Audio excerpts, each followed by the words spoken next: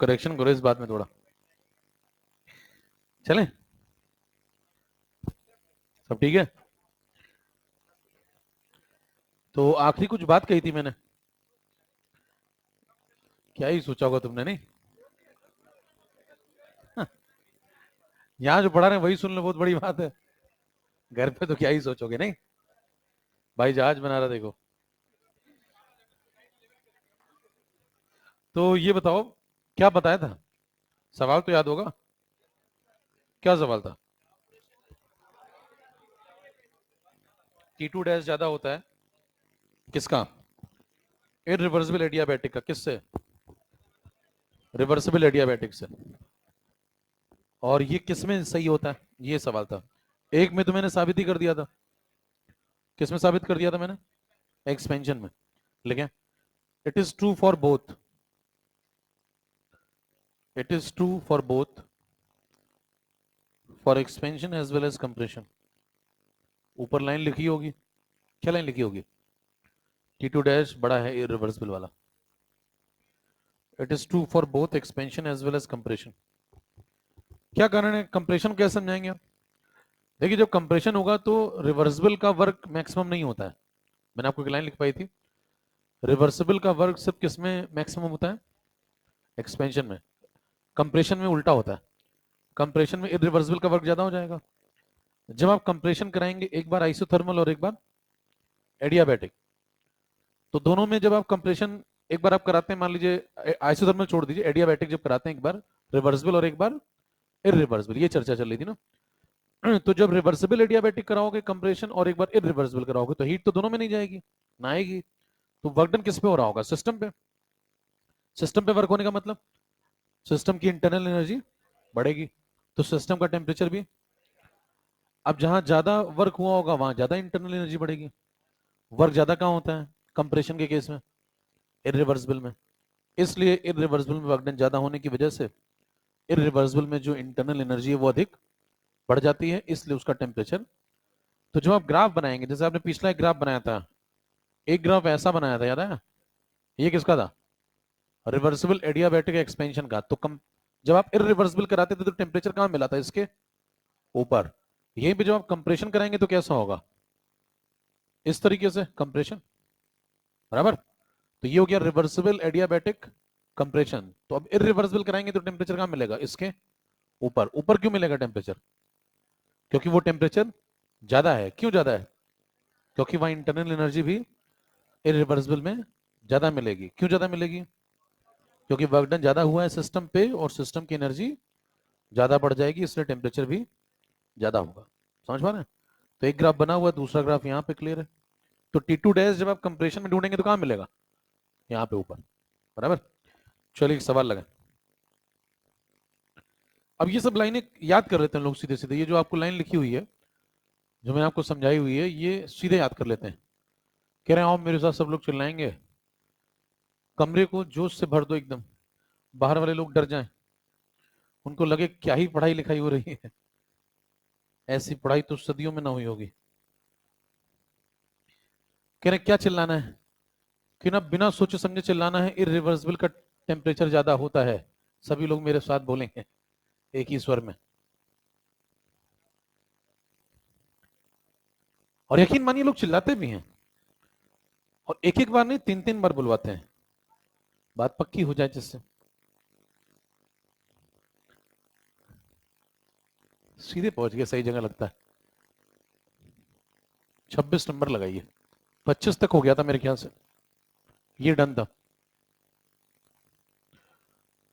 जल्दी से सवाल नोट करिए।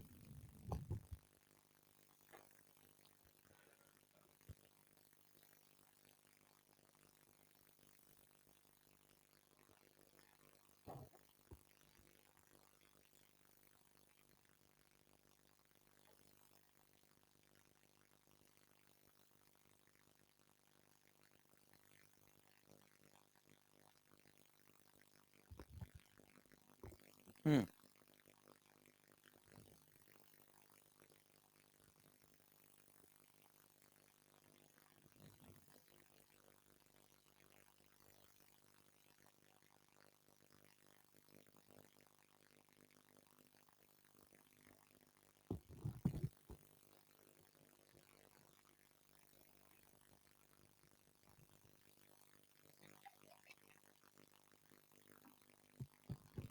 पिछले लेक्चर मैंने आपसे कहा था रिवाइज करके जरूर आइएगा। मुश्किल से 10% लोगों ने रिवाइज किया होगा, मुश्किल से बोल रहा हूँ, 2-4% भी हो सकते हैं।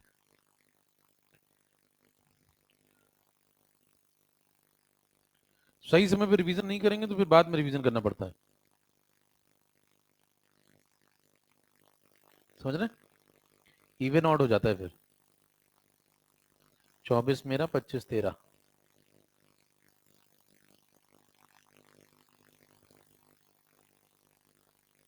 बताओ गाइस, कि सवाल नोट हो जाए एक बार पहले। धर्मों को कोशिश करिए कि जब आप क्लास में आए उसके पहले पिछली वाली क्लास को थोड़ा सा पढ़ के जरूर आए, ऐसा कहना मेरा फर्ज है। अब देखिए क्या आंसर आ रहा है, कितनों का पहला आ गया, दूसरा, तीसरा, चौथा, पांचवा। आइए देखें, सबसे पहले बाकी लोगों को तो आया ही नहीं भाई साहब, अलग ही मायावी हैं। देखिए सबसे पहले एडियाबैटिक प्रोसेस है, एडियाबैटिक प्रोसेस है और इनिशियल टेम्परेचर आपको दिया 27 डिग्री। 27 डिग्री का मतलब ये T1 है, 300 केल्विन। 1 मोल आपने आइडियल गैस लिए, इसको एक्सपेंड कराया है, तो एक्सपेंशन है, एडियाबैटिक है और रिवर्सिबल है। हालांकि फॉर्मूला तो आपको एक ही यूज करना होता है, बताइए कौन सा? वर्क डन का क्या फॉर्मूला है? NCV T2 - T1। अब ये T2 हो या T2 डैश हो वो तो अलग कहानी है, लेकिन है तो T2 ही ना, डैश लगाना डैश लगा लीजिए, ठीक है। तो बताएं मोल कितने? 1 मोल। सीवी कितना? 20। यूनिट पे ध्यान दीजिए, जूल में चल रहा है मामला। टेम्परेचर बताओ T2 कितना? पता नहीं, वही तो पता करना है। इनिशियल दिया हुआ है 300। अब ये जो आएगा इसको जब वर्कडन के बराबर लिखेंगे तो वर्कडन भी लिखा हुआ है, कितना वर्कडन हुआ है? 3 किलो जूल, मतलब 3000 जूल। जूल में लाएंगे तो 3000 क्या लिखें, पॉजिटिव या निगेटिव? यहाँ प्लस लगाएं या माइनस लगाएं, ये प्रश्न है, यहीं पे गड़बड़ हो जाता है मामला। अब यहाँ पे कई लोग जो है प्लस माइनस में उनका हो जाता है, तो यहाँ सही जवाब है माइनस लगाएं। क्यों? मैंने आपको बताया भी था कि जब एक्सपेंशन होता है, और सिंपल सी बात है, देखिए एक्सपेंशन में जो आपको मैंने बताया था, डिफरेंशियल W डिफरेंशियल E के बराबर होगा, है ना? और अगर ये निगेटिव है तो फिर ये भी, दोनों निगेटिव होंगे ना, क्योंकि एक्सपेंशन हो रहा है तो वर्क भी निगेटिव होगा, इंटरनल एनर्जी गिरेगी तो वो भी निगेटिव होगी चेंज। तो बताइए ये भी निगेटिव होना चाहिए और ये भी निगेटिव, तो क्या ये निगेटिव है? बिल्कुल, क्योंकि एक्सपेंशन में बताइए टेम्परेचर क्या होता है, अगर आप एक्सपेंशन करा रहे हैं तो हीट ट्रांसफर कैसा है?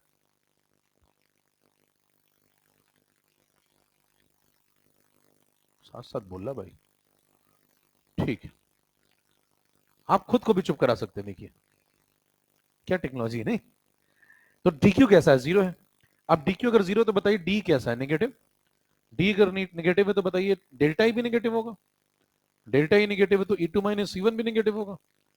E2 - E1 नेगेटिव है तो E2 E1 से छोटा होना चाहिए, एक्सपेंशन है ना भी। और अगर E2 E1 से छोटा होगा तो फिर T2 भी T1 से छोटा होना चाहिए। हेलो, और अगर इतना भी आप समझ गए तो आपको आंसर जो लिखना चाहिए था वो किससे छोटा लिखना चाहिए था? 300 केल्विन से छोटा। तो जिन लोगों ने ये टिक किया है वो तो बेसिक कॉन्सेप्ट क्लियर नहीं है आपके। लिखवाया भी था कि in case of adiabatic expansion temperature drops, और लिखवाया ना, आपकी कॉपी में लिखा हुआ है temperature drops during adiabatic expansion, सवाल पे भी बात हुई थी ग्राफ के अंदर। सिर्फ वो लाइन अगर आप समझ जाए तो आपको 2 ऑप्शन तो मिटा देने चाहिए थे भाई। इधर ये कैसा है? ये नेगेटिव है, कैसे बताइए नेगेटिव है? क्योंकि T2 कैसा है? छोटा है, किससे? T1 से, तो ये कैसा पूरा है? नेगेटिव। ये भी कैसा होगा जब मिलके, ये तो पॉजिटिव चीजें, देखिए N पॉजिटिव, CV पॉजिटिव, ये नेगेटिव, तो ये पूरा कैसा हो गया? नेगेटिव। तो नेगेटिव को नेगेटिव के बराबर लिखोगे ना, अगर वो -3000 है मान लो इधर, तो उसको क्या +3000 लिख दोगे? तो 6000 = 0 प्रूव कर दिया आपने, ये तो गड़बड़ है ना भाई। तो माइनस लगाने का चक्कर समझ गए, आगे बढ़ जाए, बस यही गलती होती जनता से। ये अगर आप समझ गए तो बताइए -3000 20 T2 -300, ये इक्वेशन है, थोड़ा बहुत सॉल्व करिए आपको आंसर मिल जाएगा। 20 उड़ाओ यहां से, 150, 150 खींचे। और वैसे भी 50-50 चल रहा था मामला, तो जिन लोगों ने +3000 लिखा होगा उनका क्या आंसर आ रहा होगा? 450। वो इंतजार कर रहा होता कि कब आप 450 पे आए। और आपको अपने साथ ले जाए वो, है ना, ऊटी की सैर कराए। हे डालिए उसके बाद अब यहां से शुरुआत होती है किसकी, सेकंड लॉ की। फर्स्ट लॉ यहां पे समाप्त हो जाता है। अब कोई पूछे कि सेकंड लॉ क्यों पढ़े हम, तो पहली की गलतियों से ही दूसरे की उत्पत्ति होती है। पहली में अगर समस्या नहीं तो दूसरे की जरूरत ही नहीं। तो पहली में कुछ समस्याएं होंगी तभी आप कौन सा लॉ पढ़ रहे हैं। तो पहले ये समझिए कि पहले में क्या समस्या थी। तो फर्स्ट लॉ किसके बारे में बातें करता है बताइए, float. Birth of second law को समझने के लिए पहले आपको फ्लोट की समस्याएं समझिए। क्या ये कंजर्वेशन ऑफ एनर्जी की बातें करता है? ये कहता है एनर्जी कंजर्व होगी। किसकी एनर्जी कंजर्व होगी? यूनिवर्स की। लेकिन ये बाकी बातें नहीं बताता कि कैसे कंजर्व करानी है या कौन किसको हीट दे तो कंजर्व करानी है। ये सिर्फ क्या कहता है, एनर्जी कंजर्व होनी चाहिए। कोई किसी को हीट दे इसको कोई फर्क, उसकी समस्याएं सुने। ये फ्लो ऑफ एनर्जी के बारे में कोई डिस्कशन, लिमिटेशंस में लिखना शुरू करें। लिमिटेशंस ऑफ फर्स्ट लॉ, पहले लॉ की क्या समस्या है। Limitation number 1,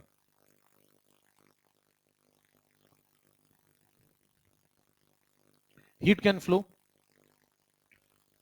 Limitation number 1, heat can flow from hot body. रुके ही तो नहीं आज तक किसी के लिए, कोशिश बहुत की लोगों ने, लेकिन 13.5 साल। Heat can flow from hot body to cold body.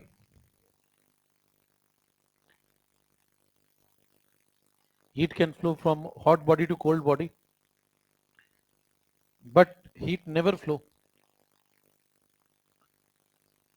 From cold body to hot body. सही स्टेटमेंट है, पढ़िए। लिखा heat can flow from hot body to cold body but heat never flow from cold body to hot body. सही बात है। आगे लिखिए सही करने के लिए, ये गलत बात है।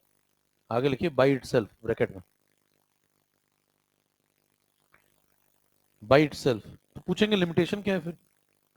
लिमिटेशन ये है कि first law does not discuss the direction of flow of energy. लिखते जाइए फिर एक बार में समझ लेंगे। First law does not discuss the direction of flow of energy, 4 लाइनें छोड़ दीजिए। लिमिटेशन नंबर 2, आराम करने का समय निकल चुका भैया, थोड़ा जल्दी लिखो। First law does not discuss the direction of flow of energy, और 4 लाइनें छोड़ दीजिएगा। कई लोग गिन के छोड़ रहे होंगे। लिमिटेशन नंबर 2, ये एक अलग समस्या, लाइन ही नहीं है। बहुत बढ़िया। लिमिटेशन नंबर 2, तो ऐसा ना करना पहले लाइन खींच लें क्या, फिर एक बार लाइन खींच लो फिर 4 छोड़ता हूं। Limitation number 2, float does not give any idea, float does not give any idea about feasibility, feasibility और spontaneity, feasibility और spontaneity। क्या कहना है समझिए। फ्लोट आपको ये तो बताता है कि एनर्जी का कंजर्वेशन कराना है, यूनिवर्स की एनर्जी कंजर्व होगी, लेकिन ये नहीं बताता कि कहां से कहां हीट का फ्लो होना चाहिए। जैसे उदाहरण के तौर पे अगर मान लें, ट्राई अगेन क्या हो गया ये, हो कुछ अलग हो गया लग रहा है, अपडेट हो रहा है। देखिए जैसे मान लीजिए झरने का पानी यहां से ऊपर से नीचे गिर रहा है, देखो इस तरीके से झरने का पानी मान लो नीचे की तरफ आ रहा है। तो कोई पूछे कि बताइए इसमें क्या हो रहा है, तो आप कहेंगे जो पोटेंशियल एनर्जी है वो किस में कन्वर्ट हो रही है, काइनेटिक एनर्जी में।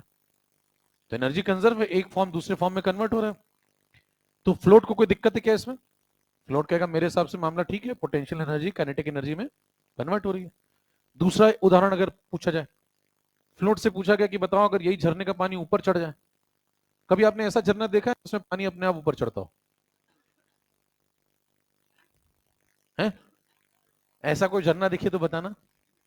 मान लो आप देख रहे हो पानी ऊपर की तरफ चढ़ रहा हो, अगर मान लो चढ़ता होता तो बताइए क्या होता। फ्लोट से पूछिए, वो कहेगा भाई साहब काइनेटिक एनर्जी किस में कन्वर्ट हो रही है, पोटेंशियल एनर्जी में। फ्लोट को कोई दिक्कत है क्या?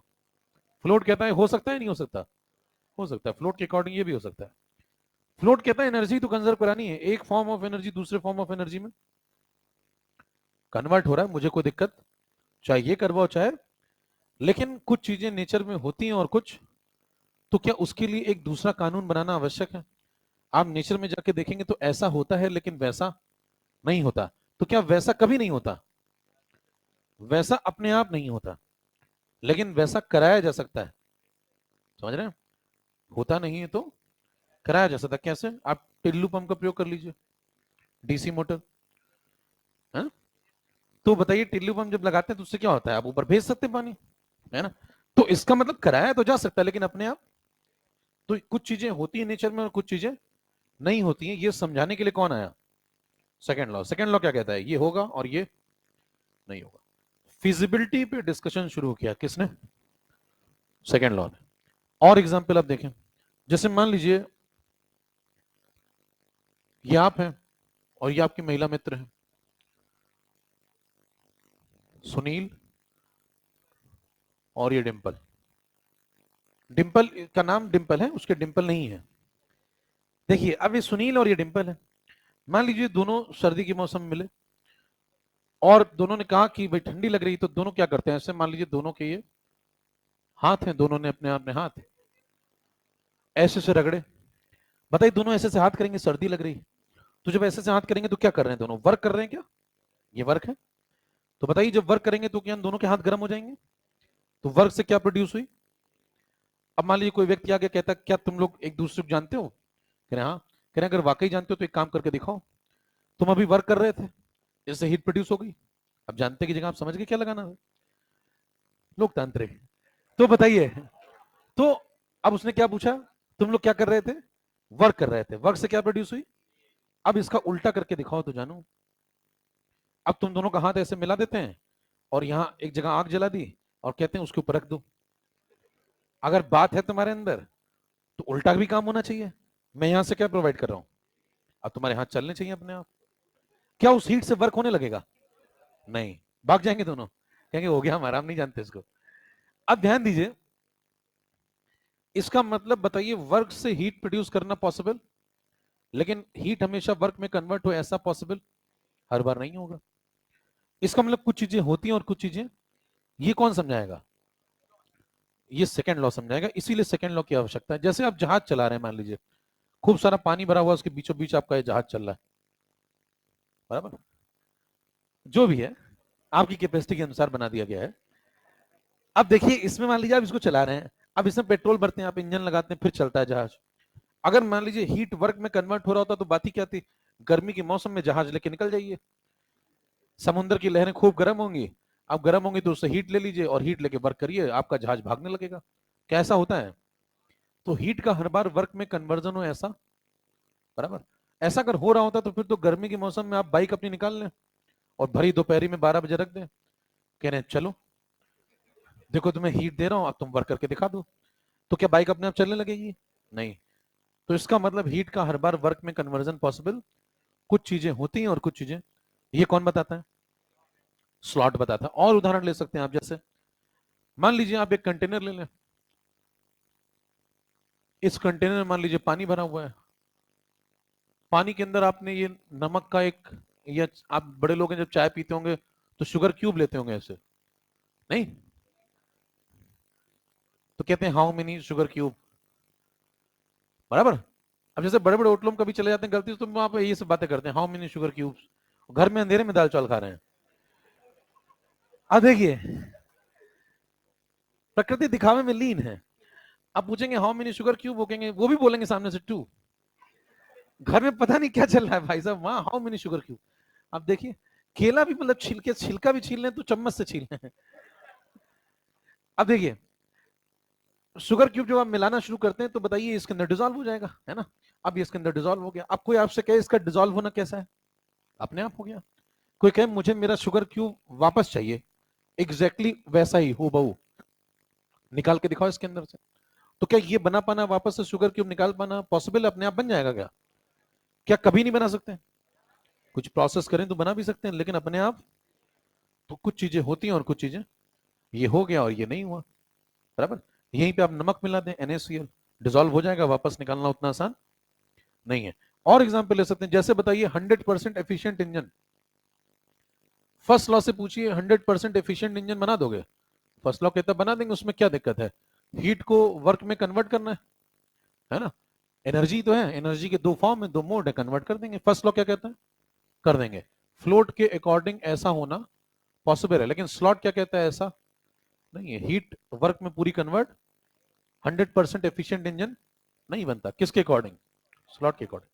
तो ये सब बातें समझाने के लिए मार्केट में एक नया कानून आया जिसका नाम था, क्योंकि फर्स्ट लॉ इन पे कोई टिप्पणी, फर्स्ट लॉ फिजिबिलिटी शब्द पे कोई टिप्पणी नहीं करता था। फिजिबिलिटी का मतलब होना, स्वयं से हो जाना, अभी और चर्चा करेंगे इस पे। उसी का दूसरा नाम लिखा है स्पॉन्टेनिटी। स्पॉन्टेनिटी, फिजिबिलिटी, स्वयं से हो जाना, इस पे कोई चर्चा फर्स्ट लॉ नहीं करता। फर्स्ट लॉ पहली लाइन पढ़ी आपने, क्या लिखी है? हीट कहां से कहां फ्लो करती है? हॉट बॉडी से कोल्ड बॉडी। आप लोहे की गर्म रॉड लीजिए और ला करके यहाँ रख दीजिए कमरे में, तो बताइए अपने आप क्या हो जाएगी? ठंडी हो जाएगी। हॉट बॉडी से कोल्ड बॉडी में, बॉडी हॉट थी, सराउंडिंग कोल्ड था, क्या हीट का ट्रांसफर हो रहा है? लेकिन अगर आप इसका उल्टा सोचें, अपने आप हो जाए तो पॉसिबल? अपने आप पॉसिबल तो नहीं है ना अभी। अपने आप कोल्ड बॉडी हॉट बॉडी को हीट थोड़ी दे देगी। क्या कभी ऐसा कराया नहीं जा सकता? कराया जा सकता है। फ्रिज देख लीजिए आप, फ्रिज देखिए अंदर से कैसा होता है, ठंडा है, टेम्परेचर -2 डिग्री मान लो, बाहर का टेम्परेचर 25 डिग्री, 30 डिग्री, 40 डिग्री, फिर भी देखिए फ्रिज के पीछे कंप्रेसर लगा होता है, कंप्रेसर से क्या होती है? हीट निकल रही होती है। तो फ्रिज कैसा है? कोल्ड बॉडी, लेकिन वो क्या कर रहा है? हीट फेंक रहा है। कहाँ? हॉट सराउंडिंग में। तो ऐसा हो रहा है, हम करा रहे हैं? हम करा रहे हैं। अपने आप नहीं होगा। अपने आप रख दीजिए, फ्रिज आप खरीद के ले आइए और खरीद के लाके ऐसे कमरे में रख दीजिए, हो जाएगा ऐसा? नहीं। उसके लिए आपको सॉकेट लगा करके फिट करना पड़ेगा और ऑन करना पड़ेगा, फिर वहां से इलेक्ट्रिकल एनर्जी आएगी, वो आएगी, वो ऐसा कराएगी। तो ये करा रहे हैं या हो रहा है? तो कोल्ड बॉडी से हॉट बॉडी में हीट अपने आप बाई इटसेल्फ फ्लो नहीं करती, लेकिन कराया जा सकता है, वो नॉन स्पॉन्टेनियस कहलाएगा। बराबर? तो जितनी भी चीजें हैं, कुछ चीजें होती हैं और कुछ चीजें नहीं होती हैं, इनका अंतर कौन बताता है? स्लॉट।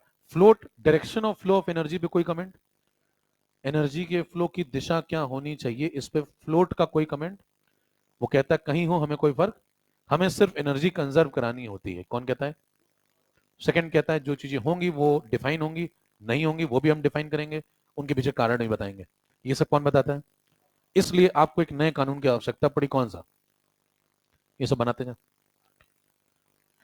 इसको 2 लाइन 4 लाइन में जहां पे वहां पे नोट करें, बाकी जहां लाइन आपने नहीं छोड़ी लास्ट में नोट करें। लाइन ही लाइन छूटी ना उसके बाद तो।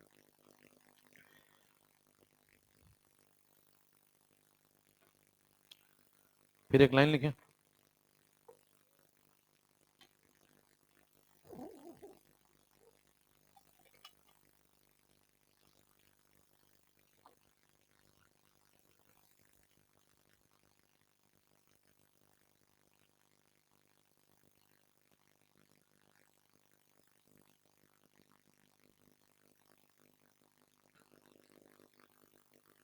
बातों को समझना ज्यादा जरूरी है।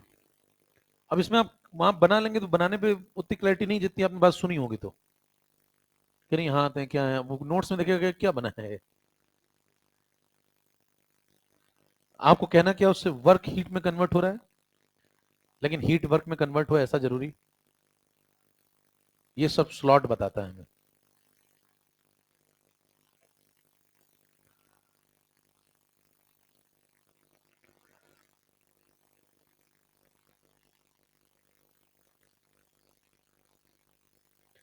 ये क्या बना है?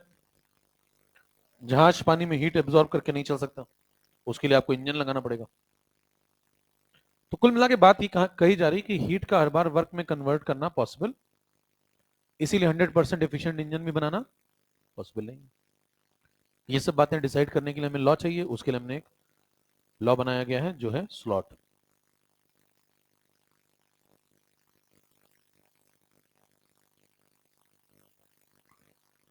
चले, लाइन लिखिए। All types of work can be converted into heat. All types of work can be converted into heat.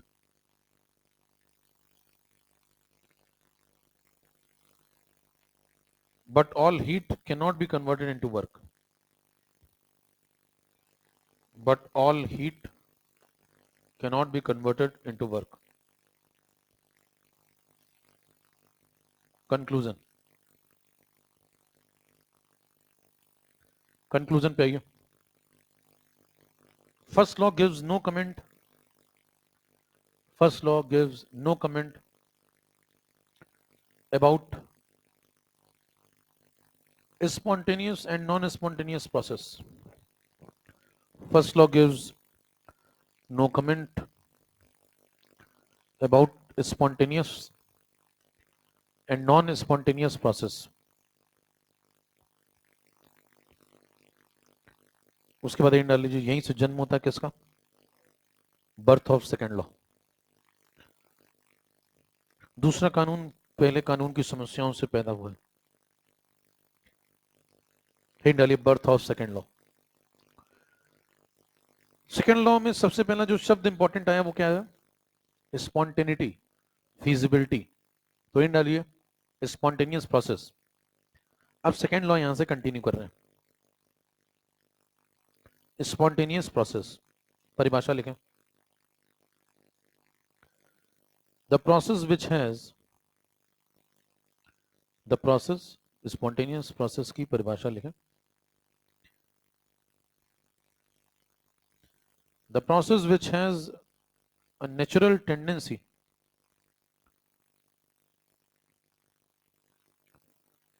to occur in a particular direction, to occur in a particular direction,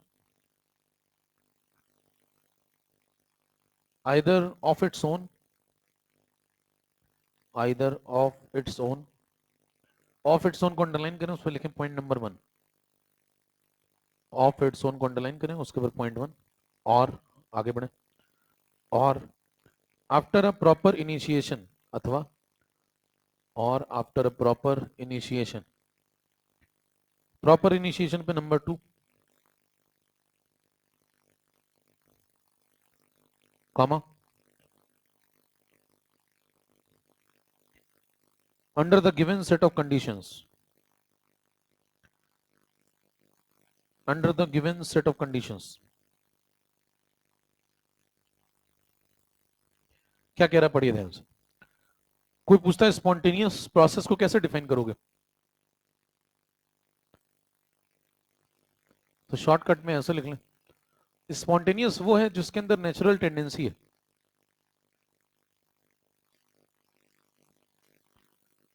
natural tendency किस बात की? हो जाने की. To happen, to occur. कैसे हो जाने की? या तो स्वयं से हो जाए, by itself, on its own, या फिर प्रॉपर इनिशिएट करो तब हो जाए, बाय प्रॉपर इनिशिएशन. लेकिन जब भी आप ये सब बातें करेंगे तो under a given set of condition. इन बातों का क्या मतलब है? देखिए, जैसे मान लीजिए कोई व्यक्ति वो पढ़ना चाहता है. चिंटू नाम का एक बालक है, मान लो पढ़ना चाहता है. चिंटू, सोनू ले लीजिए. हाँ, सोनू ले लीजिए. सोनू मान लीजिए बहुत पढ़ना चाहता है, हालांकि इसका उल्टा है मामला. लेकिन मान लीजिए बहुत पढ़ना चाहता है, दिन रात पढ़ना चाहता है. उसको आप अकेला छोड़ दीजिए, खुद से पढ़ने लगता है. बराबर? खुद से पता लगा आईएएस बन गया. जैसे पिक्चर में 2 घंटे में बन जाते हैं, तो स्वयं से बन गया मान लीजिए. बहुत अच्छी बात है, स्वयं पढ़ लिया. दूसरा तरीका, अगर मान लीजिए मैं उसको इनिशिएट कर दूं, थोड़ा सा इनिशिएट करने का मतलब है किताबें लाके दे दूं, है ना. रील नहीं बनानी है, किताबें लाके दे दूं, कुछ सामग्री लाके दे दूं कि भाई ऐसे ऐसे पढ़ना है, समझा दूं ये करना है, और वो पढ़ने लगे. उसे भी क्या बोलेंगे आप? नेचुरल टेंडेंसी उसके अंदर, पढ़ने की इच्छा शक्ति है. अगर मैं खुद से पढ़ ले बहुत अच्छी बात है, थोड़ा सा इनिशिएट कर दें, समझा दें, फिर पढ़ने लगे, तो भी स्पॉन्टेनियस है. लेकिन ये सब बातें किस में तय होंगी? देखिए, कोई भी चीज हमेशा के लिए स्पॉन्टेनियस नहीं होती. जैसे मान लीजिए कल को सोनू मोगली बन जाता, वो जंगल में होता, बराबर.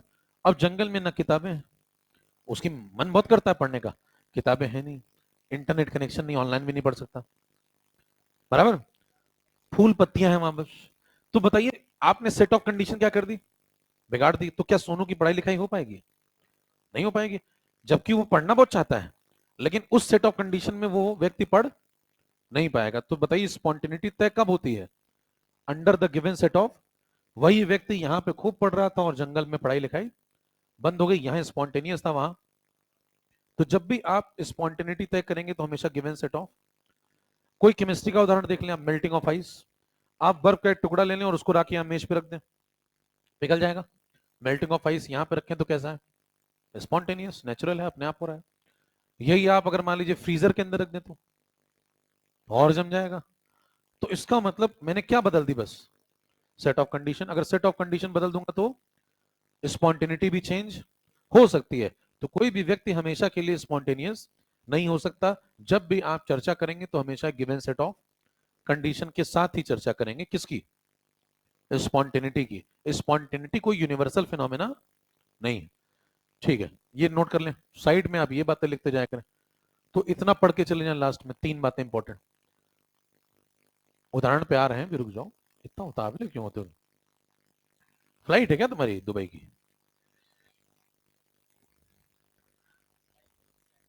यही नहीं, इसके बाद स्पॉन्टेनियस के एग्जाम्पल। पहले जो एग्जाम्पल मैं दे रहा हूं वो ऑफ इट्स ओन वाले हैं, स्वयं हो जाने वाले।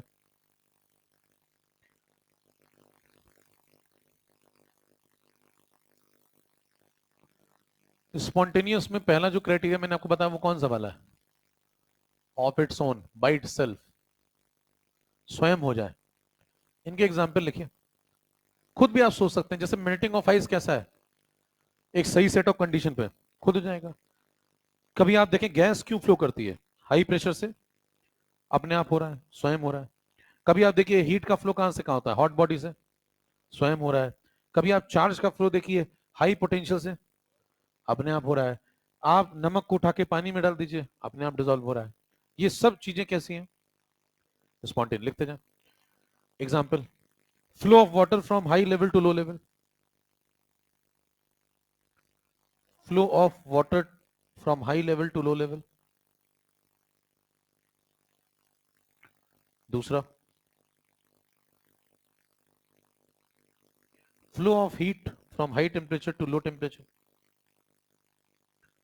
Flow of heat from high temperature to low temperature. तीसरा, flow of charge from high potential to low potential. Flow of charge from high potential to low potential. अगला, flow of gases from high pressure to low pressure.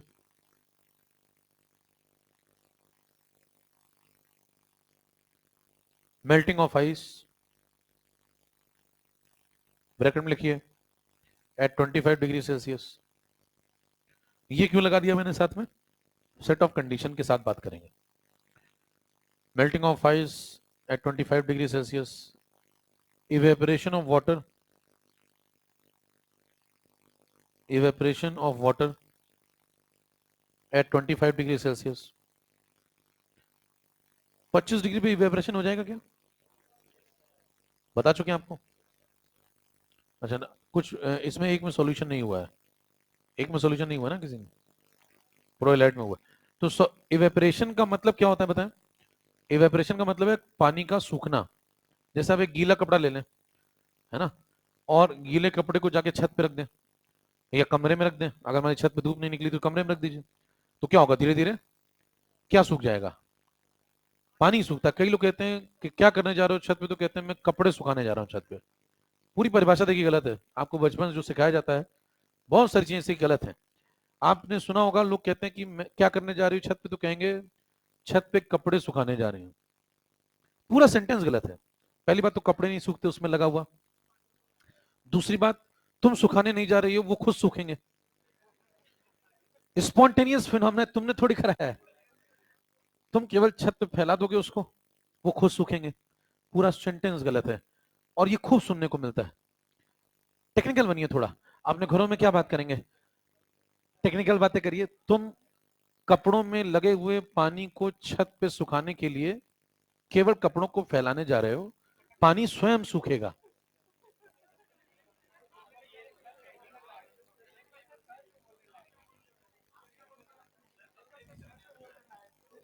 घर पे बोला करिए समा, तो क्या पता आपको सामने से कुछ रिस्पॉन्स मिले। कपड़ों में लगे हुए क्या बोलेंगे? कपड़ों को नहीं सुखाने जा रहे हैं, पहले तो कपड़े में लगे हुए पानी को, और सुखाने तुम नहीं जा रहे, वो खुद सूखेंगे। या यूं कह लीजिए कपड़ों में लगा हुआ पानी स्वयं सूखने के लिए ऊपर की तरफ जा रहा है, तुम केवल एक इनिशिएशन हो। बराबर भाई, सामने वाली पार्टी ये भी कह सकती कपड़े धुले किसने, बाल्टी में किसने भरे, तो कहेंगे तुम केवल प्रॉपर इनिशिएशन हो, बाकी वो खुद सूखेंगे। और उनको स्पॉन्टेनियस की परिभाषा समझा दीजिए कि स्पॉन्टेनियस जो है इनिशिएशन देने के बाद अगर हो जाए खुद से तो भी उसे क्या बोलेंगे। तो लिखिए evaporation of water 25 degree. Evaporation किसी भी तापमान पे हो सकता है, रेट बस ऊपर नीचे होता है। ठंडी के मौसम में भी कपड़ों में लगा पानी सूखता है, गर्मी में भी सूखता है, कभी जल्दी कभी। ठीक है, अगला dissolution of common salt, dissolution of common salt in water.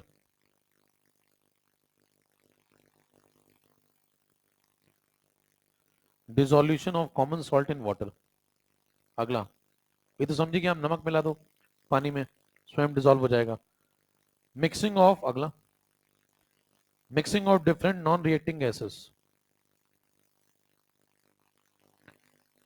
Mixing of different non reacting gases, इसको समझ लें थोड़ा। देखिए नॉन रिएक्टिंग गैसेस का मतलब ये है कि जैसे मान लें आपके पास एक कंटेनर है, एक और कंटेनर है, और इन दोनों कंटेनर को मान लो मैंने अटैच कर दिया, यहाँ पे स्टॉपर लगा दिया, इसके अंदर गैस ए भरी हुई है और इसके अंदर गैस भी भरी हुई है। तो बताइए गैस ए और गैस बी क्या स्टॉपर लगाए तो भी रुकी होंगी? अगर स्टॉपर हटा दें तो दोनों आपस में इंटरमिक्स हो जाएंगे। तो बताइए नीले वाले पार्टिकल कुछ जो इधर थे वो इधर भी पहुंच जाएंगे, वो हरे वाले जो थे वो उधर भी होंगे और इधर भी आ जाएंगे। तो इनको क्या बोलेंगे, क्या हो गया, यहां से यहां जो हुआ इसको क्या बोलेंगे आप? Intermixing of. ये खुद हो रहा है या आप करा रहे हैं? खुद हो रहा है, intermixing of non reacting gases. तो स्पॉन्टेनियस फिनोमेना है, स्टॉपर हटाइए होने लगेगा, बनाते जाए। ये सब जो चर्चा मैंने करी वो किसके अंदर करी है? स्पॉन्टेनियस के अंदर, लेकिन कौन सा वाला? Bye its own. अब दूसरे नंबर पे आइए, स्पॉन्टेनियस लेकिन needs proper initiation. Spontaneous bracket में लिखिए नीड्स प्रॉपर इनिशिएशन।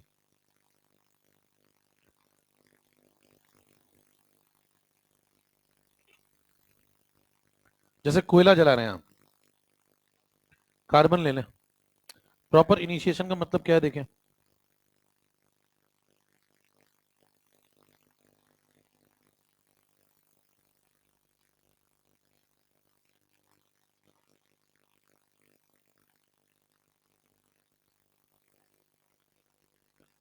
मान लें आप कार्बन ले रहे हैं सॉलिड और इसको ऑक्सीजन प्रोवाइड करें, कंबशन हो गया, CO2 बन गया। बताइए कि कोयला अपने आप जलने लगेगा? एक कमरे में कोयला रख दें खुद ही धू धू करके जलने लगेगा? नहीं, उसको क्या चाहिए? It needs proper ignition. Ignition देना होगा, कोल को इग्निशन देना होगा। अगर आप कोल को इग्निशन नहीं देंगे तो अपने आप नहीं जलेगा। तो ये भी स्पॉन्टेनियस में काउंट होगा, क्योंकि अगर एक बार आप इग्निशन दे देते हैं तो फिर आपको कुछ करने की आवश्यकता, फिर वो आराम से जलता रहेगा। तो ये भी कैसा है? Spontaneous. Ideally non spontaneous.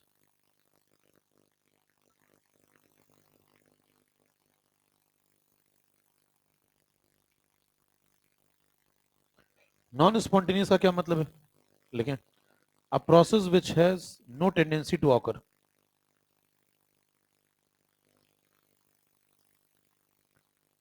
A process which has no tendency to occur, non spontaneous.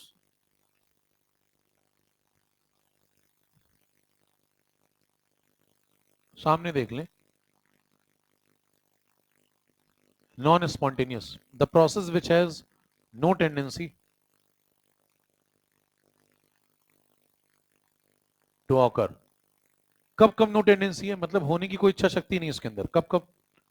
स्वयं से तो बिल्कुल नहीं होता। जैसे मान लीजिए कोई व्यक्ति पढ़ना नहीं चाहता, आप उसको अकेला छोड़ दें कुछ और ही करने लगेगा, बाइट सेल्फ तो कोई सवाल ही नहीं उठता। और प्रॉपर इनिशिएशन ने तो भी नहीं। यानी कि आप उसको थोड़ा समझा दें कि भाई साहब पढ़ने से ये हो जाएगा वो हो जाएगा, थोड़ा झूठ उठ बोल दे, तब भी नहीं पढ़ेगा, सवाल ही नहीं उठता पढ़ ले, तो कोई टेंडेंसी नहीं है उसके अंदर पढ़ने लिखने की। तो ऐसे व्यक्ति को आप क्या बोलेंगे, वो कैसा है, नॉन स्मार्ट। क्या ऐसे व्यक्ति को पढ़ाया नहीं जा सकता कभी? पढ़ाया जा सकता है। कब? अगर इसको लगातार कूटा जाए। जैसे मान लीजिए सुबह उठे और सुबह उठे इसको मारना शुरू करिए, मारते मारते स्कूल ले जाइए, और स्कूल में जो मिले सामने वो उसको फिर मारे, मारते मारते पढ़ाए, मन लगातार, कॉन्टिन्यूस एनर्जी एक्सटर्नल सप्लाई हो रही है, बीच में नहीं पढ़ता रहेगा, पीछे देते रहिए, बराबर।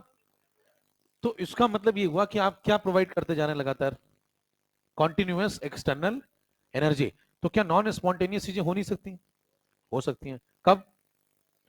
जब हम क्या प्रोवाइड करें, कॉन्टिन्यूस एक्सटर्नल एनर्जी। जैसे उदाहरण के तौर पे फ्रिज है, तो फ्रिज कैसा है, कोल्ड बॉडी, हीट कहां जा रही है, बाहर। आप चाहते हैं लगातार हीट बाहर जाए, है ना, कैसे जाएगी, सॉकेट में लगा के रखिए, उसको ऑन रखिए, लाइट चलने दीजिए, जब इलेक्ट्रिकल वर्क होगा कंप्रेसर चलेगा, कोल्ड बॉडी हॉट बॉडी की तरफ लगातार हीट भेजती रहेगी। तो ये प्रोसेस कराने के लिए आपको क्या करना पड़ रहा है, कॉन्टिन्यूस इलेक्ट्रिकल वर्क करना पड़ रहा है। अगर आपने बीच में बंद कर दिया तो कहानी तुरंत, एक सेकंड के लिए, मैंने क्या बोला, लगातार, लगातार का मतलब समझिए, अगर आपने एक सेकंड के लिए भी स्विच बंद किया, वहीं रुक गया मामला, अब थोड़ी हीट बाहर फ्लो होगी।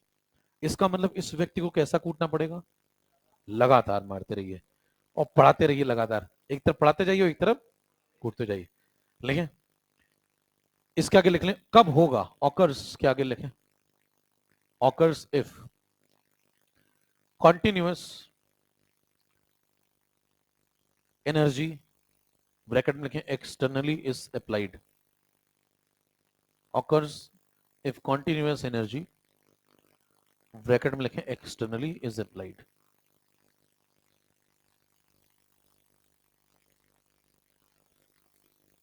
बात समझ गए? तो स्पॉन्टेनियस डन हो गया, और क्या डन हो गया, नॉन स्पॉन्टेनियस। अब आगे बढ़िए, सेकंड लॉ से पूछा गया कि क्या काम है आपका, तो उसने बताया कि हम इसी बारे में डिस्कशन करेंगे कि क्या होगा और क्या नहीं होगा।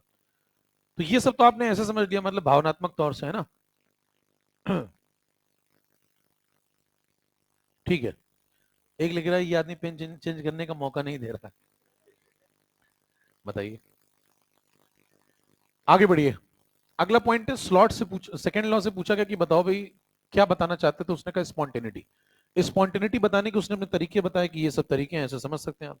फिर पूछा गया कोई मैथमेटिकल तरीका भी, ये तो भावनात्मक तौर पे आप समझ रहे हैं कि कोयले का जल जाना, इंटरमिक्सिंग हो जाना, क्या कोई मैथमेटिकल रिलेशन है जिससे आप ये समझा सकते हैं कि कौन स्पॉन्टेनियस होगा और कौन स्पॉन्टेनियस नहीं होगा। जब ये पूछा गया तो इन्होंने दो फैक्टर समझाए, कौन कौन से, एक डेल्टा एच और एक डेल्टा एस। डेल्टा एच कौन सा फैक्टर है, एनर्जी फैक्टर, और डेल्टा एस कौन सा फैक्टर है, एंट्रोपी फैक्टर। इन्होंने कहा ये दो फैक्टर मिलकर डिसाइड करेंगे कि सीन क्या बनेगा। कभी ये दो फैक्टर अगर एक दूसरे को अपोज कर रहे हो तो इनका एक रिजल्टेंट फैक्टर देखना चाहिए। इन दोनों का जो रिजल्टेंट फैक्टर है वो है डेल्टा जी, ये इनका रिजल्टेंट है। ये क्यों रिजल्टेंट है उस पर भी चर्चा होगी, क्योंकि अभी तो आप जी जानते नहीं ज्यादा, थोड़ा बहुत आपने इलेक्ट्रॉन पढ़ा हुआ है, ठीक है। तो धीरे धीरे चर्चा को आगे बढ़ाइए। इनसे पूछा एनर्जी फैक्टर का क्या रोल है यहाँ पे, समझाओ। एंट्रोपी फैक्टर का क्या रोल है ये समझाओ। तो इन्होंने बताया कि स्पॉन्टेनिटी होने के लिए बातें होना आवश्यक है।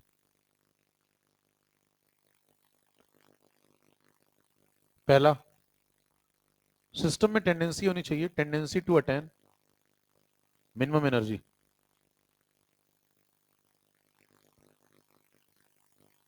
मिनिमम एनर्जी का दूसरा मतलब मैक्सिमम स्टेबिलिटी। अगर सिस्टम स्टेबिलिटी गेन कर रहा है तो नेचर उसका सपोर्ट करेगा। एनर्जी को मिनिमाइज करिए, स्टेबिलिटी को मैक्सिमाइज करिए, तो इनका कहना है कि प्रोसेस नेचुरल कहलाएगा और नेचर उसका सपोर्ट करेगा। ये पहला फैक्टर है, और ये कहां से जज होता है, डेल्टा एस से। ये पहला फैक्टर है। दूसरा factor, tendency to attain maximum randomness. अगर एक सिस्टम अपनी रैंडमनेस को बढ़ा रहा है तो इनका कहना है कि अच्छी बात है, नेचर उसका सपोर्ट करेगा। ये फैक्टर कहां से डिसाइड होगा? डेल्टा एच से। अब पूछा गया दोनों फैक्टर को खुल के समझाइए, तो इन्होंने बताया कि अगर डेल्टा एच नेगेटिव हो जाए और डेल्टा एच पॉजिटिव हो जाए तो बहुत बढ़िया बात है। क्यों बहुत बढ़िया बात है? एनर्जी मिनिमाइज हो जाएगी और रैंडमनेस मैक्सिमाइज हो जाएगी, तो नेचर इस प्रोसेस का सपोर्ट करेगा। क्यों करेगा वो चर्चा का विषय, ये इनका कहना है। पहले क्या कहना है वो तो सुन ले, फिर कैसे करेगा वो एक अलग फैक्टर है। पहले फैक्टर को नाम क्या दिया गया? Energy factor. दूसरे को? पहले पे आइए समाचार विस्तार से।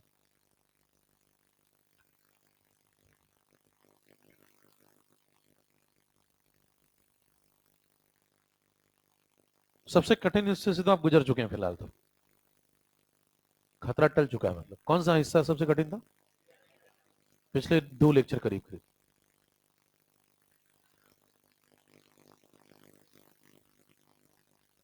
ये तुलनात्मक तौर पे आसान।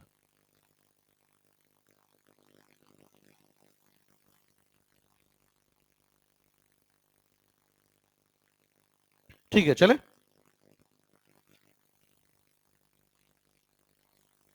अब इन दोनों बातों को डिटेल में समझना होगा। पहले पहली बात पे आइए। पहली बात क्या है? मिनिमम एनर्जी से क्या ताल्लुक है? स्पॉन्टेनिटी का क्या संबंध है? जिनका कहना है कि अगर सिस्टम अपने पास एनर्जी घटाता जाए, जैसे उदाहरण के तौर पे मान लीजिए कोई रिएक्शन हो रही है, रिएक्टेंट से प्रोडक्ट बन रहा है और ये एनर्जी रिलीज कर दे, तो एनर्जी रिलीज होने का मतलब क्या है? ये जो एच आर है और ये जो एच पी है, इसमें एच पी छोटा होगा, तभी आपने क्यू जोड़ा जिससे दोनों बराबर हो जाए साइड। तो H P minus H R कैसा है? डेल्टा एच कैसा है? डेल्टा एच नेगेटिव है क्या एक्सोथर्मिक है? अगर डेल्टा एच नेगेटिव है तो मामला एक्सोथर्मिक है। एक्सोथर्मिक है तो एनर्जी निकल रही है। बताइए, सिस्टम से अगर एनर्जी निकल जाएगी तो सिस्टम की एनर्जी, मैं सारी बातें सिस्टम के रिस्पेक्ट में कर रहा हूं, सिस्टम की एनर्जी घट रही तो सिस्टम की स्टेबिलिटी, और अगर सिस्टम की स्टेबिलिटी बढ़ रही तो अच्छी बात है। नेचर चाहता है कि स्टेबिलिटी बढ़े और इसका होना मतलब स्पॉन्टेनियस होना। तो ऐसे प्रोसेस का नेचर सपोर्ट करता है। ये पहला फैक्टर था। इस तरीके से आप एनर्जी फैक्टर को समझ सकते हैं। जितना अधिक स्टेबिलिटी बढ़ती जाएगी उतना स्टेबिलिटी बढ़ते बढ़ते स्पॉन्टेनिटी की तरफ आप जा रहे हैं। तो ऐसा होना स्पॉन्टेनिटी को सपोर्ट करता है। तो लोगों ने कहा इसके एग्जाम्पल बताओ फिर। अब एक बात यहां समझिए ध्यान से। क्या इसका मतलब ये समझ लिया जाए कि डेल्टा एच नेगेटिव होना इस बात की गारंटी है कि प्रोसेस स्पॉन्टेनियस होगा? फिलहाल तो ऐसा ही लग रहा है, क्योंकि पहले पहला ही फैक्टर आया मार्केट में, तो लोगों को क्या लगा कि डेल्टा एच नेगेटिव होना हो सकता है गारंटी हो। किस बात की? स्पॉन्टेनियस होने की। लेकिन क्या ऐसा वाकई था? खींचते जाए एग्जाम्पल पे ही चेक करेंगे। पहले एक लाइन लिख लें, वी थॉट दैट। इसके बाद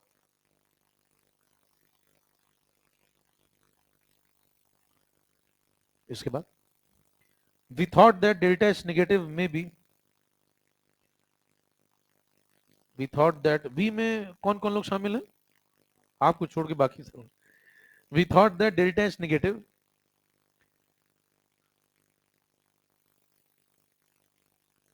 आराम से बोलने, लेट जाएंगे। We thought that delta H negative may be the condition. May be बोला है मैंने, ध्यान दीजिए। We thought that delta H negative may B.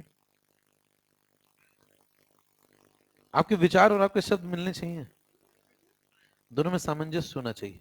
We thought that delta H negative may be the criteria या may be the condition for spontaneity.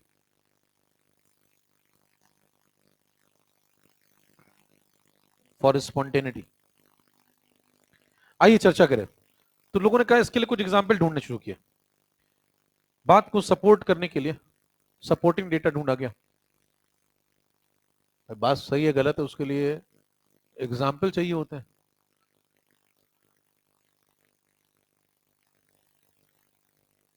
पहला example ये है,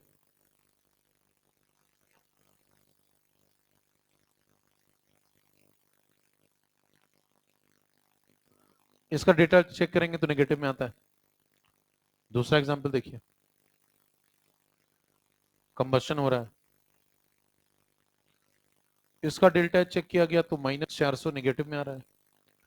जब ये सब मिला तो लोगों को शक जो था वो और पुख्ता होने लगा।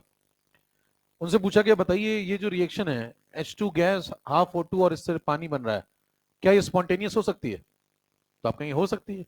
H2 और O2 मिलकर के अगर सही कंडीशन दी जाए तो, हाँ भाई, अगर सही कंडीशन दी जाए तो पानी बन सकता है। जो कंडीशन मांग रहा है दे दो। बात तो under given set of condition ही हो रही होगी ना। तो उसने कहा ये टेम्परेचर दिया, ये प्रेशर दिया, तो under a given set of condition ये हो सकता है नहीं हो सकता? हो सकता है। और जब हो सकता है तो इसका मतलब स्पॉन्टेनियस है। और अगर स्पॉन्टेनियस है तो डेल्टा एच चेक करिए, वो भी कैसा है? नेगेटिव है। तो बढ़िया बात है, डेल्टा एच भी नेगेटिव है और स्पॉन्टेनिटी भी है, यानी कि बातें मैच कर रही हैं। दूसरा एग्जांपल, कोयला जला दिया आपने, प्रॉपर इग्निशन देंगे जलेगा? पीछे एग्जांपल लिखा हुआ है। तो स्पॉन्टेनियस है या नहीं है? स्पॉन्टेनियस है। स्पॉन्टेनियस में जरूरी नहीं कि अपने आप वाला ही केस हो, इसीलिए आपको दो केस बताए गए। कौन कौन से? बाई इट्स ओन वाला भी और इग्निशन वाला भी। तो ये इनिशिएशन वाला है, ठीक है। इनिशिएशन देने का मतलब सेट ऑफ कंडीशन अच्छी दे दी, चल गया। तो बताइए गिवन सेट ऑफ कंडीशन के अंदर क्या ये भी स्पॉन्टेनियस हो सकता है? और इसका डेल्टा एच भी, यानी कि बात और पुख्ता हो गई। तो बात लोगों को समझ में आने लगी कि डेल्टा एच निगेटिव हो रहा है और स्पॉन्टेनिटी भी मिल रही है। इसका मतलब वही जो सोचा था उसको, बात को और सपोर्ट मिलने लगा। कौन सी बात को? वी थॉट, बराबर। फिर जश्न मनने लगा कि भाई लो डेल्टा एच नेगेटिव आ गया और ये होना स्पॉन्टेनियस की गारंटी मिलने लगी, लोग खुशियां मनाने लगे। फिर थोड़ी देर में जो है डिंपल आई और उसने कुछ एग्जाम्पल दिए। उसने कहा वेट अ मिनट, उसने कहा कुछ आंखें खोलने वाले एग्जाम्पल दिए। जैसे मान लीजिए H2O सॉलिड है और वह H2O लिक्विड में कन्वर्ट हो जाए। बताइए ये क्या हो रहा है? कोई पूछे तो आइस की मेल्टिंग हो रही है। क्या आइस की melting under a given set of condition spontaneous हो सकता है या नहीं हो सकता? बातें हमेशा गिवन सेट ऑफ कंडीशन में ही होंगी। तो मान लीजिए मैंने 25 डिग्री माना, मैंने दे दिया, जो मांग रहा वो कंडीशन में प्रोवाइड कर दी। तो बताइए होगा या नहीं होगा? होगा। डिम्पल ने कहा ध्यान से एग्जाम्पल को देखो, और इस एग्जाम्पल को देखो और इसका डेल्टा एच बताओ जरा। सॉलिड को अगर मेल्ट करोगे तो एनर्जी लगानी पड़ेगी ना, तो बताओ डेल्टा एच कैसा है? कैसी रिएक्शन है ये? एंडोथर्मिक। और ये भी कैसी हो गई? स्पॉन्टेनियस। इसका मतलब लोगों की आंखें खुल गई। वी थॉट वाले स्टेटमेंट पे सवालिया निशान उठ गए। अभी थोड़ी देर पहले आप कह रहे थे कि डेल्टा एच का नेगेटिव हो जाना इस बात की गारंटी दे रहा था, किसकी? लेकिन एग्जाम्पल जैसे मिला ऐसा, तो इससे पता चला कि डेल्टा एच पॉजिटिव वाले लोग भी स्पॉन्टेनियस हो सकते हैं। तो मतलब बात थोड़ी गड़बड़ होने लगी।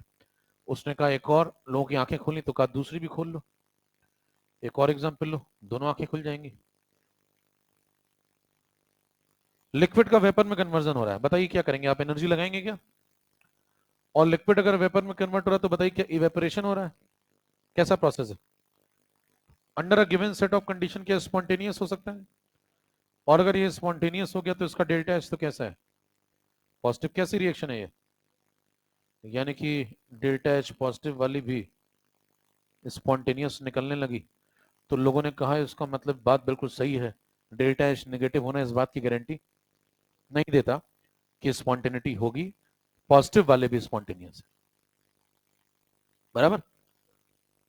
पॉजिटिव वाले स्पॉन्टेनियस है तो निगेटिव वाले भी नॉन स्पॉन्टेनियस हो सकते हैं, इसका मतलब गारंटी। ठीक है, खींचते जाइए, इधर का नोट कर लिया। ये क्या है? ये सपोर्टिंग डेटा है, ये तो सपोर्ट कर रहा है ना वी थॉट वाले को।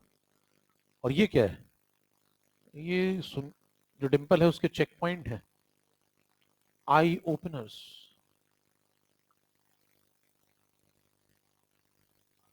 चेक पॉइंट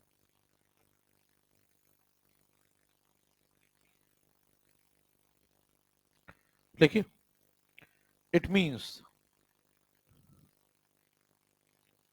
संभलने का मौका नहीं मिल गया। क्या करोगे अब संभल के?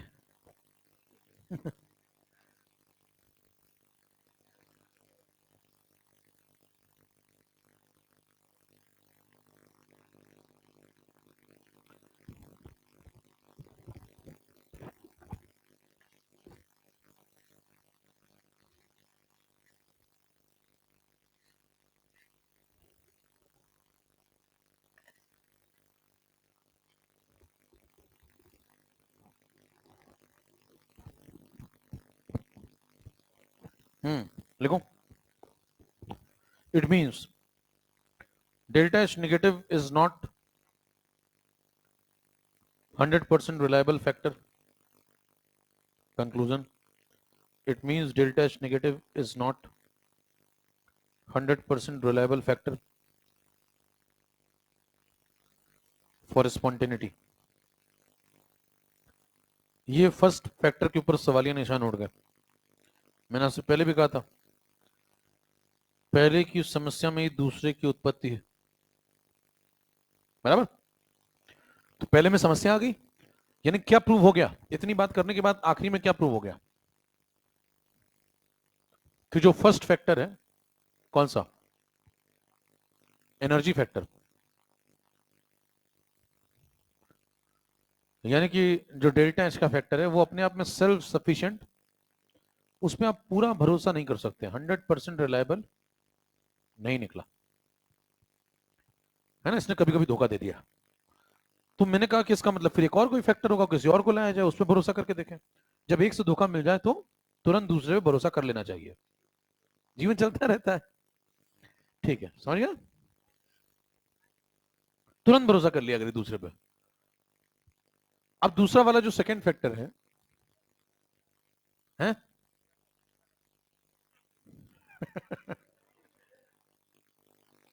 सब ठीक है?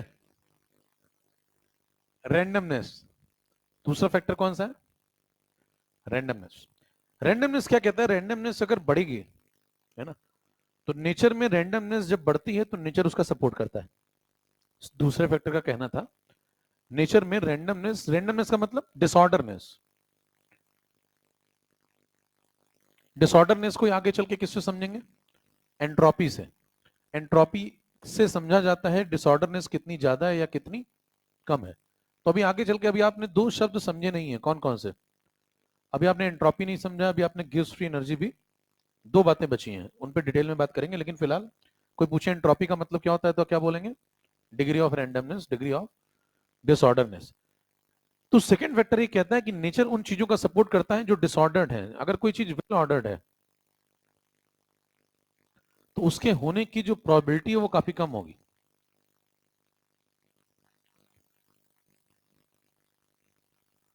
और अगर कोई चीज डिसऑर्डर्ड है,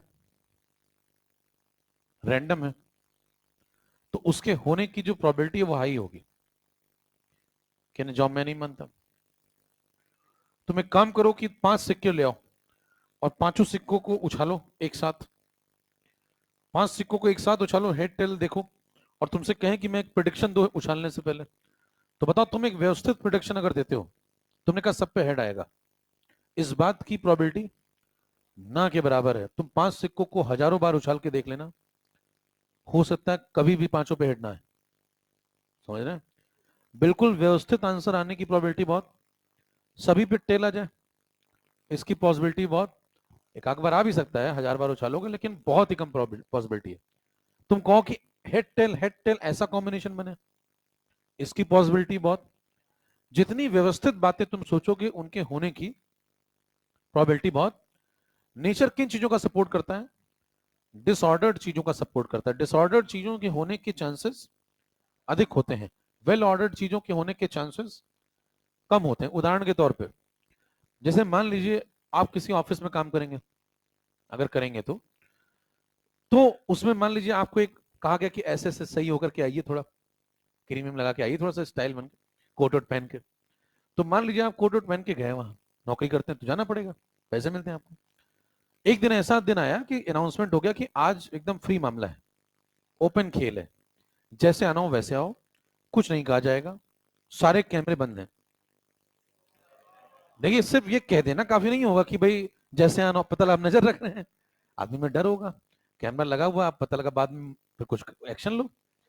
तो बिल्कुल खुला छोड़ दिया जाए, कैमरे सारे हटा दिए गए हैं, आपके सामने तोड़ दिए गए, सारे कैमरे खत्म है. आपसे कहा गया जैसे आना हो वैसे, और जो पहन के आना है वो पहन के आओ, जहां बैठना है वहां बैठो, जो करना है वो करो. अब बताइए क्या होगा? ऑफिस में हाहाकार मच जाएगा. कोई बरमुडे में चला आ रहा है, समझ रहे हैं? कोई भाई साहब हवाई चप्पल पहन के आ जाएगा, अलग अलग तरीके से लोग आ रहे हैं. कोई बॉस के ऑफिस में जाके बैठ जा रहा है कि मैं इधर बैठूंगा, एसी इधर घुमाओ, पैर ऊपर करके. सब रिलैक्स कर रहे हैं. ये क्या है? ये डिसऑर्डरनेस है। अब व्यवस्थित चीजों की व्यवस्था नेचर अपने आप कर देता है, व्यवस्थित चीजों की व्यवस्था करनी पड़ती है। क्या क्या क्या कभी जितनी अव्यवस्थित चीजें होती हैं उनकी व्यवस्था स्वयं हो जाती है। अगर आप खुला छोड़ दें तो वो अपने आप हो जाएंगी। अपने आप देखिए, कोई हो सकता है कोई सही सलाद भी बन के आ जाए, ऐसा नहीं कि सब बरमोड़े में आ जाएंगे। अगर सब बरमोड़े में आ गए तो ये भी एक व्यवस्था हो गई।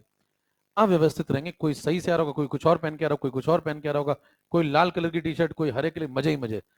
तो इस टाइप का माहौल चल रहा है। कोई आ ही नहीं रहा, कोई तो इतना बड़ा कह रहा हम तो आ ही नहीं रहे, हम तो तुमसे बड़े वाले हैं। वो भाई साहब घर में बैठा कह रहा वहीं से बात करूंगा जो करूंगा, कॉल मी, कॉल कर रहे हैं फोन ही नहीं उठा रहा, मजे ही मजे। इस टाइप का माहौल है, सोचिए आप, पारिवारिक तो ये कैसा है? ये डिसऑर्डर्ड है। नेचर क्या चाहता है? नेचर चाहता है चीजें डिसऑर्डर्ड हो। डिसऑर्डर्ड चीजों के हो जाने की पॉसिबिलिटी अधिक होती है। आप मान लीजिए इस प्रकार की व्यवस्था की सब अलग अलग बैठे हुए हैं, ऐसे स्कूल होते हैं, उसमें पुरुषों की क्लास अलग कमरे में लगती है, महिलाओं की।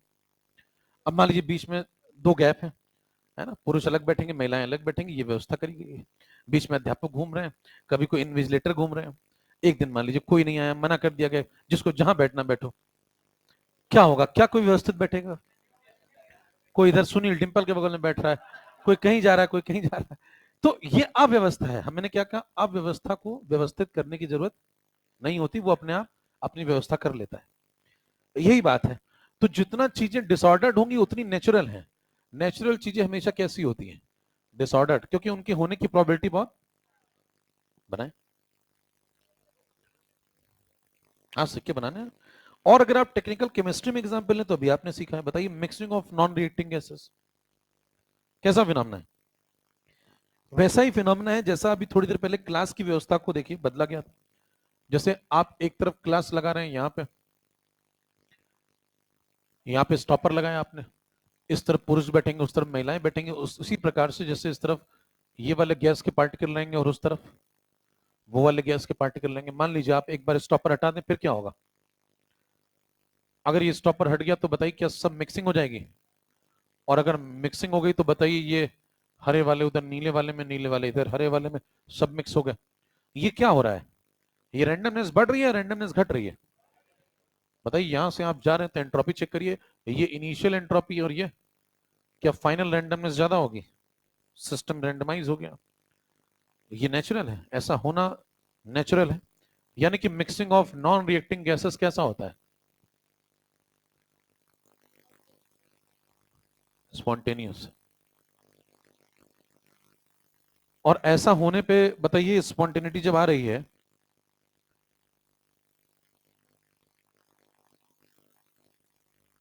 तो एंट्रोपी का क्या हो रहा है? एंट्रोपी बढ़ रही है या घट रही है? एंट्रोपी बढ़ रही है। एंट्रोपी बढ़ने का मतलब रैंडमनेस भी। इसीलिए नेचर उन चीजों का सपोर्ट करता है जहां पे रैंडमनेस बढ़े। आप कभी जंगल में जाइए, जंगल में क्या उगती है? जंगल में झाड़ उगते हैं, कहीं से भी निकलने भाई साहब, इधर फैल रहा उधर फैल रहा। आप देखिए अव्यवस्था है। आप कभी गार्डन में जाइए, किसी एक जैसी घास कटी हुई, वो व्यवस्था है। मैंने क्या बोला? व्यवस्था की व्यवस्था करनी पड़ती है, अव्यवस्था की व्यवस्था स्वयं हो जाती है। आप छोड़ दीजिए, अपने आप हो जाएगी। ये सब सपोर्टिंग डेटा है। अभी तक जो मैंने आपको बताया वो क्या थे? लिख लें। अभी तक जो मैंने बताया वो सभी कॉन्सेप्ट को सपोर्ट कर रहे थे। फिर लोगों को क्या लगा कि ये गारंटी देगा। भाई लोग गारंटी की अपेक्षा करने लगते हैं तुरंत बात आते ही। दो बार ठीक बैठ जा करें गारंटी दो।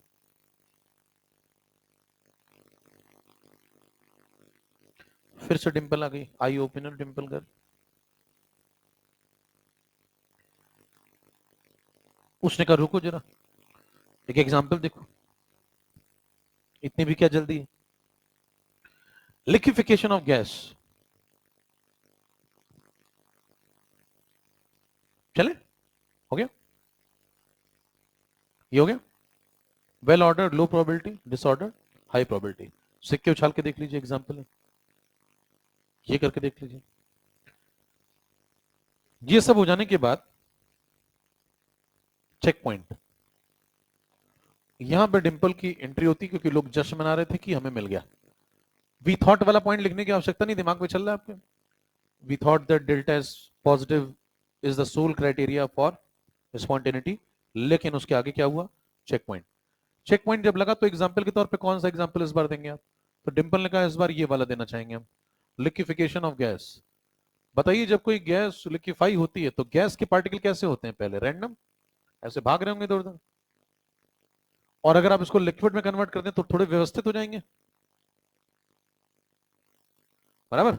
तो बताइए यहां पे रैंडमनेस कैसी है लिक्विड की, और गैस की रैंडमनेस कैसी थी? गैस की रैंडमनेस ज्यादा थी, तो एंट्रोपी भी ज्यादा थी। कोई पूछे लिक्विफिकेशन ऑफ गैस क्या स्पॉन्टेनियस हो सकता है या नहीं हो सकता कभी? आप बताइए, लिक्विफिकेशन ऑफ गैस कुछ कंडीशंस मांगेगा, है ना। कहेगा मेरे को इतना प्रेशर दे दो, हाई प्रेशर जोन में फैला दो, मेरे को प्रेशर बढ़ा दीजिए। टेम्परेचर कम मांगेगा। लिक्विफिकेशन कैसे होगा गैस का? जब पार्टिकल पास आएंगे, पास आने के लिए क्या करना पड़ेगा? प्रेशर ज्यादा दो और टेम्परेचर कम दो। तो दे दिया मैंने जितना मांगा उन्होंने। तो बताइए कि under a given set of condition ऐसा हो सकता है नहीं हो सकता? और मैंने आपको पहले भी कहा था, स्पॉन्टेनिटी हमेशा गिवन सेट ऑफ कंडीशन में ही चेक की जाती है, दिए गए माहौल में। कोई भी यूनिवर्सल स्पॉन्टेनियस नहीं होता है हमेशा के लिए। तो बताइए हो सकता है नहीं हो सकता? सही शर्तें दी जाएं तो हो सकता है। और अगर हो गया तो बताइए इसका डेल्टा एस कैसा है? ये इनिशियल एंट्रोपी है और ये फाइनल एंट्रोपी है। एंट्रोपी चेंज बताइए घट गया क्या? फाइनल माइनस इनिशियल अगर आप करेंगे, एक से ज्यादा होते तो सिग्मा लगा लेते। तो बताइए फाइनल छोटा आ गया तो डेल्टा एस कैसा आ गया? नेगेटिव। तो रैंडमनेस क्या हो रही है? कम हो रही है। और रैंडमनेस कम होने के बावजूद भी है स्पॉन्टेनियस हो गया। डिंपल ने कहा इसका मतलब ऐसा भी हो सकता है। तो तुम लोग जो खुशियां मना रहे थे वो सही नहीं है।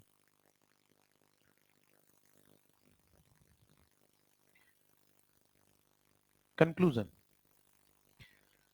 it means that entropy factor is not 100% reliable। क्या भरोसा करूं तो किस पे करूं? पहले ने मना किया, दूसरे भरोसा, दूसरे ने मना किया, आप क्या तीसरा लाओगे? कब तक चलेगा ये सब?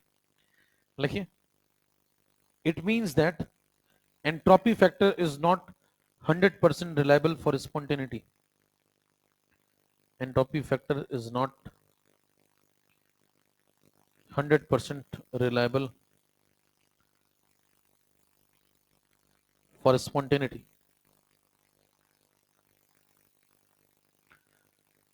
तो लोगों ने कहा कि फिर क्या करें? पहले वाले भरोसा कर नहीं सकते, दूसरे वाले भी पूरा भरोसा नहीं हो पा रहा है, तो क्या कोई तीसरा लाए? तो फिर सेकेंड लॉ ने कहा कि इन तीनों का रिजल्टेंट देख, इन दोनों का रिजल्टेंट देख लिया करिए। अगर ये और ये दोनों फैक्टर कुछ ऐसी बातें कर रहे हो जो अपोजिट नेचर की हो, तो आप क्या देखें फिर? दोनों का रिजल्टेंट। दोनों का रिजल्टेंट मतलब कौन?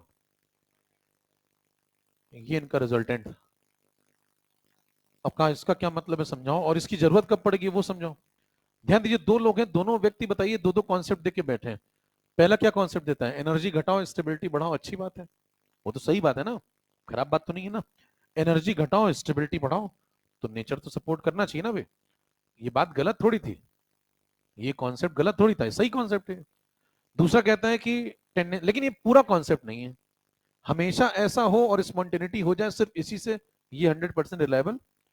लेकिन बात ठीक है, ऐसा होना, नेचर सपोर्ट मिलता है उसका। अगर आप रैंडमनेस बढ़ा दें तो नेचर सपोर्ट करेगा, अच्छी बात है, सिक्के उछालिए, रैंडमनेस होने के चांस ज्यादा है। लेकिन हमेशा वही एक सोल क्राइटेरिया बन जाए, इसी से चेक हो जाए सारे प्रोसेस, ऐसा जरूरी? तो कहा गया कि इन दोनों का एक रिजल्टेंट होना चाहिए, उससे पता चलेगा कि नेट में कौन सा प्रोसेस स्पॉन्टेनियस और कौन सा नहीं। समस्या कब आएगी? चार केस बन सकते हैं। जैसे दो व्यक्ति हैं मान लीजिए, दो व्यक्ति में अगर दोनों की हाँ है तो फिर कंफर्म है, फिर तो किसी से पूछने की आवश्यकता ही नहीं है। मान लीजिए सुनील और डिंपल हैं, दोनों की बातचीत हो रही, कुछ आगे अपना बढ़ना चाहते हैं, तो सुनील डिंपल दोनों की अगर हाँ है तो फिर किसी से पूछने की कोई आवश्यकता? अगर दोनों की ना है तो वो उसकी तरफ नहीं देखती, उसने उसको ब्लॉक कर दिया, तो कहानी खत्म है।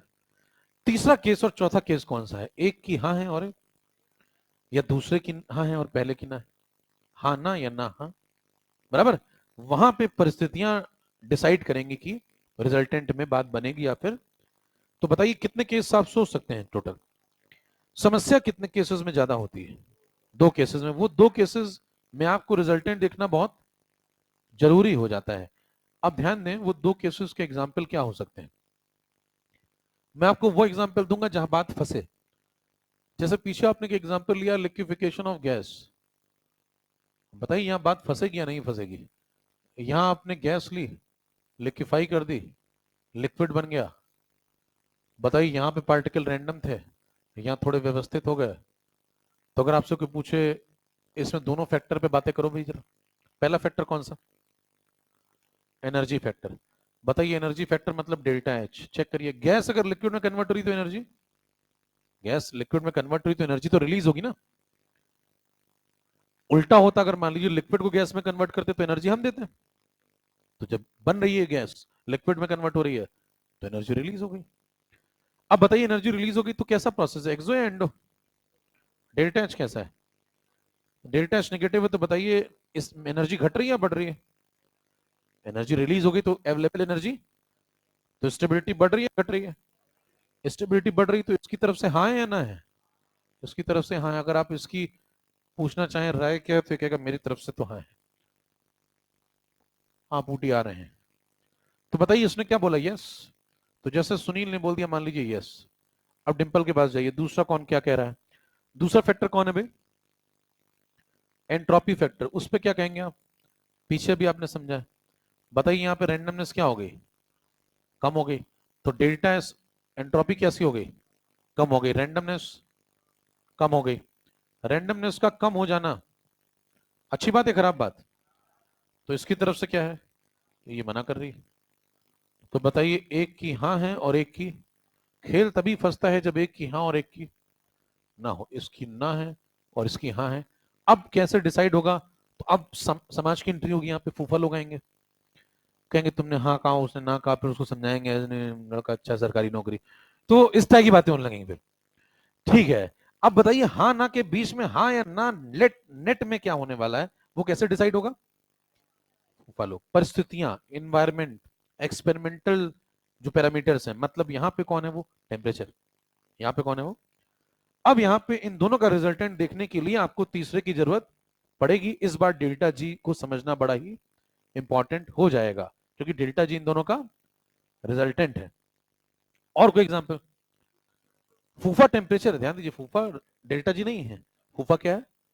वो इन्वायरमेंटल कंडीशन है, वो तय करवाएगा कि भाई हाँ को बढ़ाना है या फिर किसके मैग्नीट्यूड को बढ़ाना है। ठीक है। एक और एग्जांपल आप ले सकते हैं, जैसे उदाहरण के तौर पे एग्जांपल नंबर 2 ले लें, मेल्टिंग ऑफ आइस। बताइए इसमें मामला फंसेगा या नहीं फंसेगा? ये एक तरफा होगा। मेल्टिंग ऑफ आइस का मतलब बताइए, जब आप आइस को मेल्ट करते हैं तो एनर्जी लगानी पड़ेगी। कैसा प्रोसेस है? एंडोथर्मिक। एंडोथर्मिक है तो बताएं क्या करेंगे आप? सुनील से पूछिए क्या कहता है। कह रहे हैं भाई साहब एंडोथर्मिक है, डेल्टा एच पॉजिटिव है, एनर्जी एब्जॉर्ब हो रही है, एनर्जी बढ़ रही है। एनर्जी बढ़ रही तो स्टेबिलिटी। इसने बोला मेरी तरफ से, सुनील भी मना कर सकता है, समझ सोचो, उसको हल्के में मत लिया करो। अब उस टाइप गाने सुनने लगा सुनील, ठुकरा के मेरा प्यार। तो बताइए इस बार क्या है? सुनील कह रहा है मेरी तरफ से, कह रहा है इस बार मेरी तरफ से ना जाओ। अब देखिए दूसरा डिंपल क्या कह रही है, उसकी बात सुन लेते हैं। आइस अगर इसमें कन्वर्ट होगा तो बताइए पानी में कन्वर्ट करें अब बर्फ को, तो रैंडमनेस तो बढ़ रही है ना। इधर रैंडमनेस ज्यादा है, इधर रैंडमनेस। ठीक है, तो रैंडमनेस के बारे में क्या विचार है? दूसरा फैक्टर,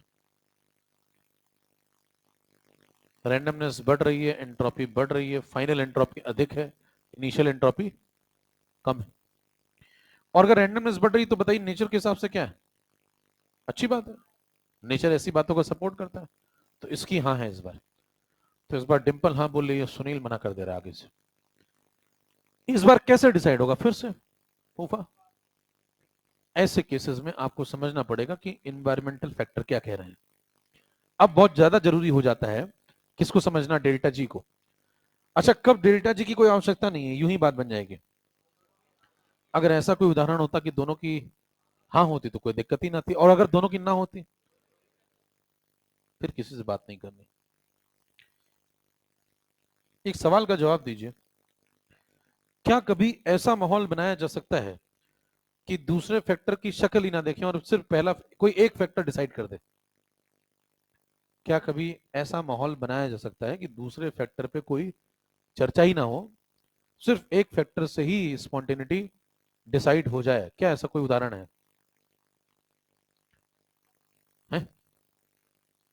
तो ऐसा उदाहरण है, इसको नोट कर लें फिर बता। देखिए, सिर्फ एक की हाँ या ना से डिसाइड तब होता है जब दूसरा वाला बिल्कुल न्यूट्रल हो। वो कहे जैसा आप ठीक समझ। कुछ लोग ऐसे नेचर के भी होते हैं, उनका उनसे कुछ भी पूछो, कहना क्या खाएंगे, क्या जैसा आप ठीक समझे, या कहाँ जाएंगे जैसा आप कहें। तो अगर उस टाइप का मामला, जैसे मान लीजिए इंसुलेटर लगा दे मैं, फिर सुनिए ध्यान से, ये वाला एग्जांपल मैं तीसरी बार आपको बता रहा हूं, लेकिन तीसरी बार खेल में परिवर्तन। मान लो इस बार मैंने फिर से 2 कंटेनर लिए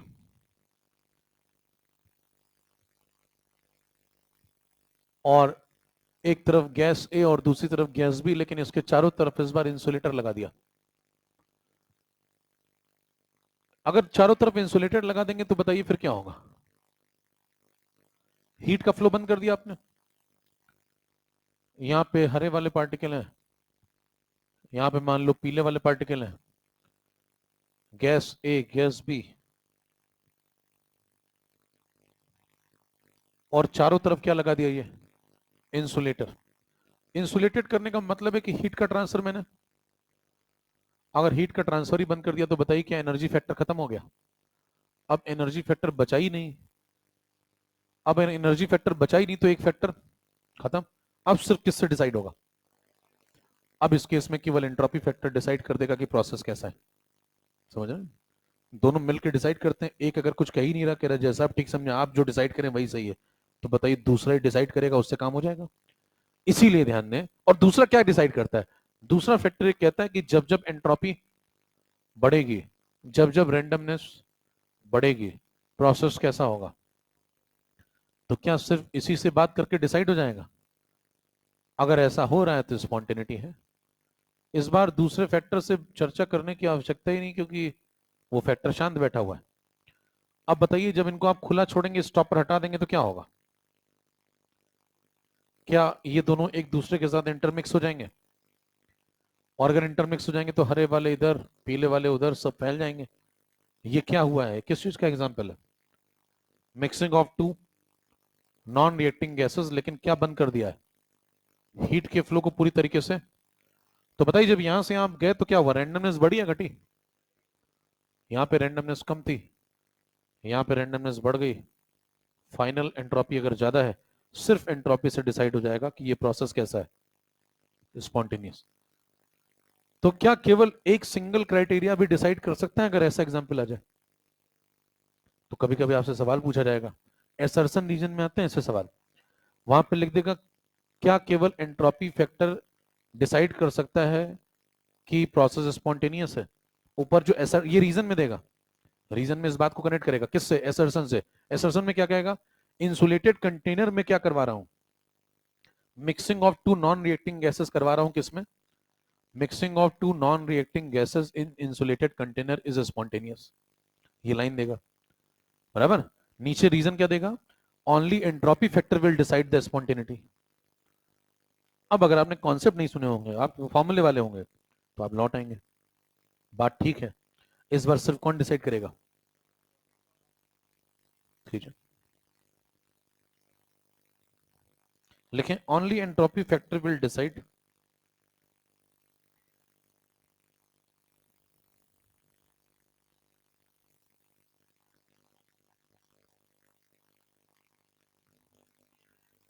only entropy factor will decide the spontaneity in this case. Only entropy factor will decide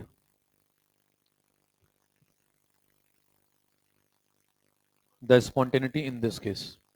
क्योंकि एनर्जी फैक्टर को आपने पहले ही मार दिया। कारण समझ गए?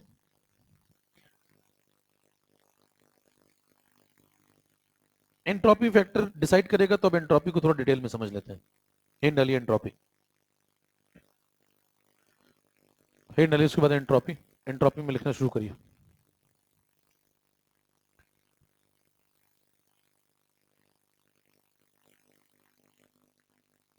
Only entropy factor will decide the spontaneity in this case. खुद भी लिख सकते हैं आप अगर समझ गए तो बात। इस केस में स्पॉन्टेनिटी को सिर्फ एंट्रोपी फैक्टर ही डिसाइड करता है, क्योंकि एनर्जी फैक्टर को हमने बंद कर दिया, हीट का फ्लो ही बंद कर दिया, ना आएगी और ना ही जाएगी। सही डालिए एंट्रोपी, ब्रैकेट में लिखिए कैपिटल एस, सिंबल है उसका, लिखना शुरू करें। Thermodynamic quantity which is used, thermodynamic quantity which is used to measure the degree of randomness, thermodynamic quantity which is used to measure the degree of randomness or disorderness। क्या कहना चाह रहा है? एक थर्मोडायनेमिक क्वांटिटी डिफाइन की गई जिससे हम क्या मेजर करते हैं, रैंडमनेस या डिसऑर्डरनेस बोल सकते हैं। अगर रैंडमनेस ज्यादा है सिस्टम की, एकदम जनरल कॉन्सेप्ट है, तो उस सिस्टम की एंट्रोपी भी ज्यादा है, यानी कि एंट्रोपी डायरेक्ट मेजर होती है किससे, डिग्री ऑफ रैंडमनेस से। और ये कॉन्सेप्ट हमेशा सही है, क्योंकि बेसिक कॉन्सेप्ट ये हमेशा सही है, ये बढ़ेगी तो ये भी बढ़ेगी।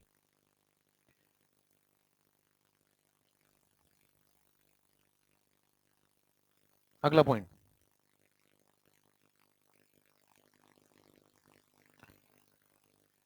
we cannot measure the absolute, we cannot measure the absolute entropy of the system, but we can measure, the entropy change of the system, but we can measure the entropy change of the system, delta S। entropy change का मतलब delta S. तीसरा point, entropy is a state function,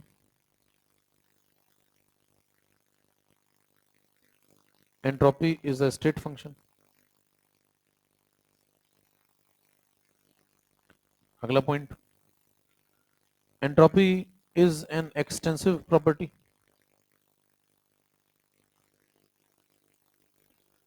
entropy is an extensive property.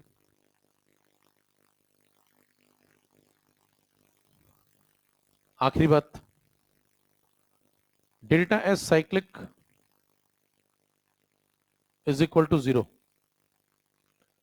कारण क्या है इसका, cyclic के अंदर आपको जहां से शुरू है ना, तो इनिशियल स्टेट ही फाइनल स्टेट बन जाएगी, और जब ऐसा हो जाएगा कि इनिशियल स्टेट और फाइनल स्टेट सेम है, तो जितने भी स्टेट फंक्शन है उनमें कोई परिवर्तन नहीं होगा। और एंट्रोपी कैसा फंक्शन है,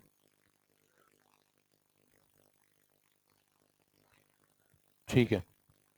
पॉइंट पढ़िए क्या कह रहा है। अब इन बातों को लिख के लोग आगे बढ़ जाते हैं, चलो आगे बढ़ने, देर हो रही है। क्या पॉइंट लिखा आपने, एंट्रोपी कैसा फंक्शन लिखा आपने, कोई पूछे इसका क्या लॉजिक है, स्टेट फंक्शन क्यों बोल रहे हैं आप।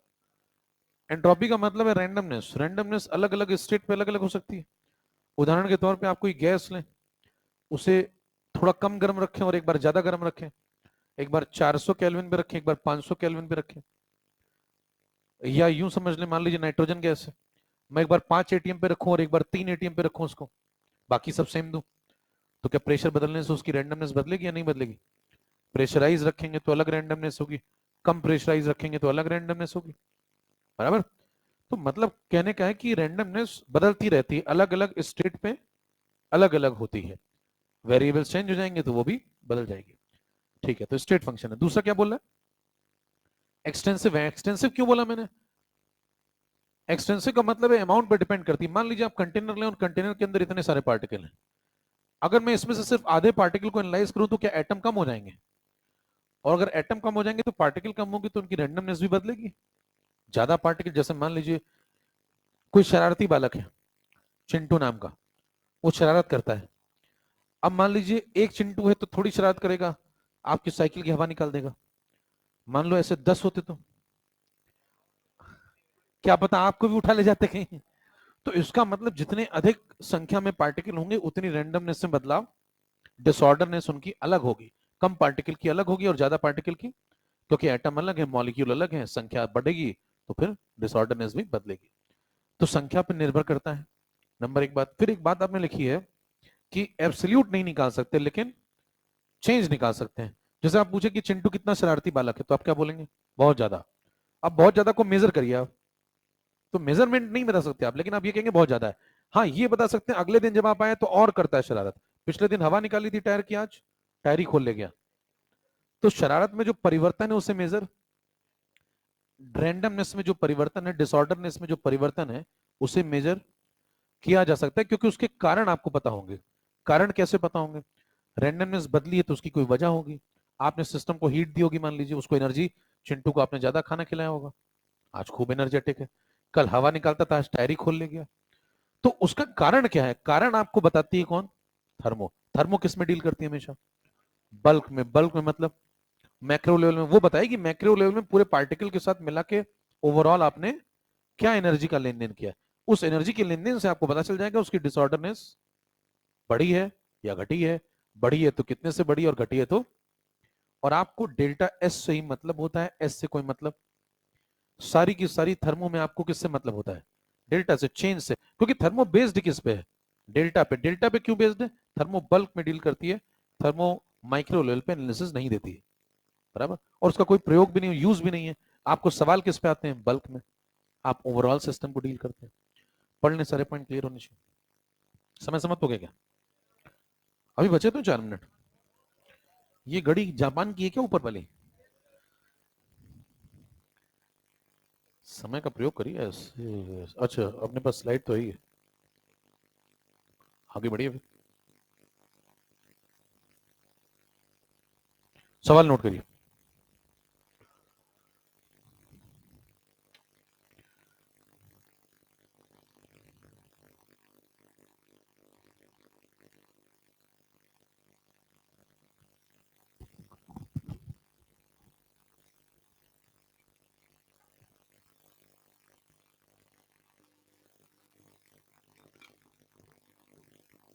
नोट कर लो पहले,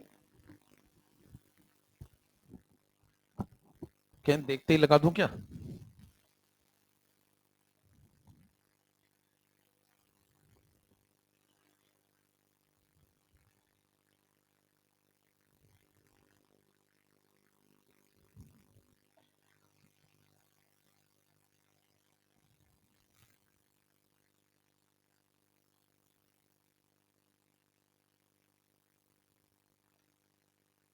बताओ। जी में आ चुका है सवाल। अब क्या करेंगे, देखिए सबसे पहले एंट्रोपी को समझिए। एंट्रोपी कैसा फंक्शन है? अब ये समझ होनी चाहिए आपको, स्टेट फंक्शन है। स्टेट फंक्शन का मतलब है, उसको स्टेट से मतलब है, रास्ते से कोई मतलब। किस रास्ते से आपने वो स्टेट अचीव की उससे कोई मतलब। आइए देखें, ये क्या लिखा हुआ है? X Z. ऑप्शन अगर आपको दिख नहीं रहा, पीछे दिख रहे हैं? या डेफिनेट।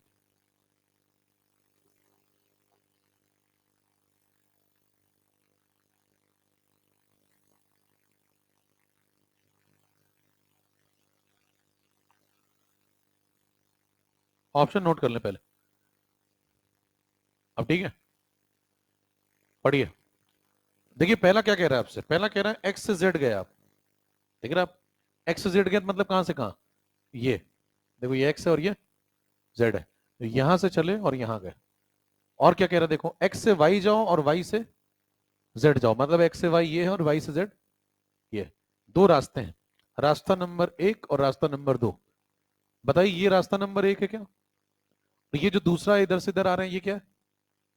रास्ता नंबर 2 है। दोनों रास्ते क्लियर हैं? एक में ऐसे आप आ रहे हैं, एक में आप डायरेक्ट जा रहे हैं। कह रहा है दोनों में एंट्रोपी चेंज में क्या आंसर होगा, सेम आएगा अलग अलग आएगा? तो आप कहेंगे स्टेट फंक्शन है, रास्तों से कोई फर्क। इनिशियल स्टेट कितनी है यहाँ पे? Final state. यहाँ पे आप चले कहां से? इनिशियल। फिर वाई से होते हुए पहुंचे कहां पे? तो पहुंचे तो जेड में ही है। कैसे भी पहुंचिए उससे क्या फर्क पड़ता है? क्योंकि एंट्रोपी कैसा फंक्शन है? स्टेट फंक्शन है, तो स्टेट फंक्शन को रास्तों से कोई फर्क। तो यानी कि दोनों में जो परिवर्तन आएगा क्या वो बराबर ही आएगा? यानी कि ये बात बिल्कुल ठीक है। इस पे आइए।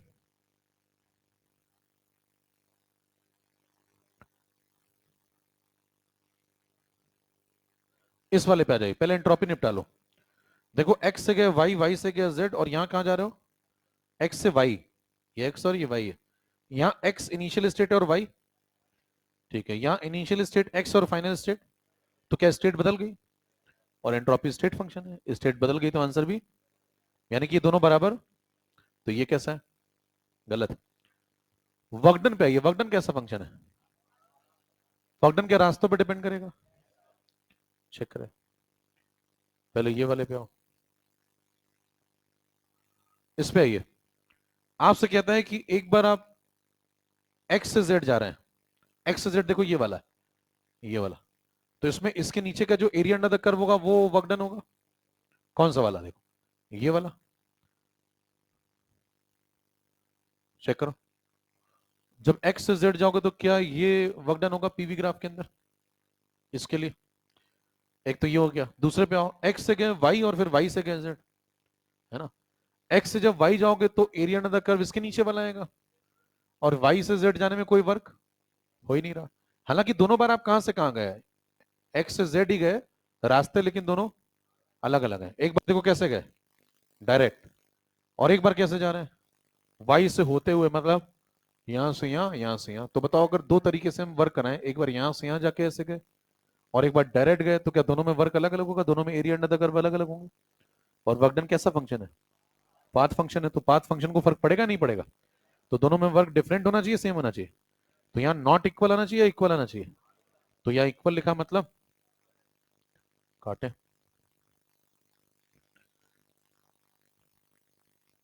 अब कौन सा बचा? सी, आपका पसंदीदा ऑप्शन। देखिए यहाँ पे क्या कह रहा है, एक्स से जाओ वाई, वाई से जाओ, यानी कि ऐसे गए ऐसे गए, ठीक है। फिर यहाँ पे क्या कह रहा है, एक्स से वाई जाओ, यानी कि यहां से यहां जाओ एक बार। फिर कह रहा है वाई से जेड जाओ, यानी कि यहां से यहां जाओ। तो बात तो वही है ना, आप एक बार में चले जाओ यहां से यहां, तो एरिया अंडर द कर्व आएगा वो यही तो आएगा, बराबर। और एक बार एक्स से वाई जाओ फिर वाई से जेड जाओ, दो स्टेप में जाओ, उससे कोई फर्क, एरिया अंडर द कर्व तो वही आने वाला है। तो क्या ये दोनों सेम है? और वैसे भी वाई से जेड में कोई वर्क, वाई से जेड का वर्क बताओ कितना है? तो कोई पूछे वाई से जेड का वर्क कितना है, तो आप कहेंगे 0 है। यही वर्क और ये वर्क दोनों सेम है, क्यों? क्योंकि वाई से जेड में कोई वर्क, तो एक्स से वाई जाओ वाई से जेड जाओ, तो वाई से जेड तो आप फालतू गए ना, तो एक्स से वाई के वर्क के बराबर होगा, यानी कि ये बिल्कुल सही है। कौन सा आंसर होगा? लौट आइए, ए और सी सही।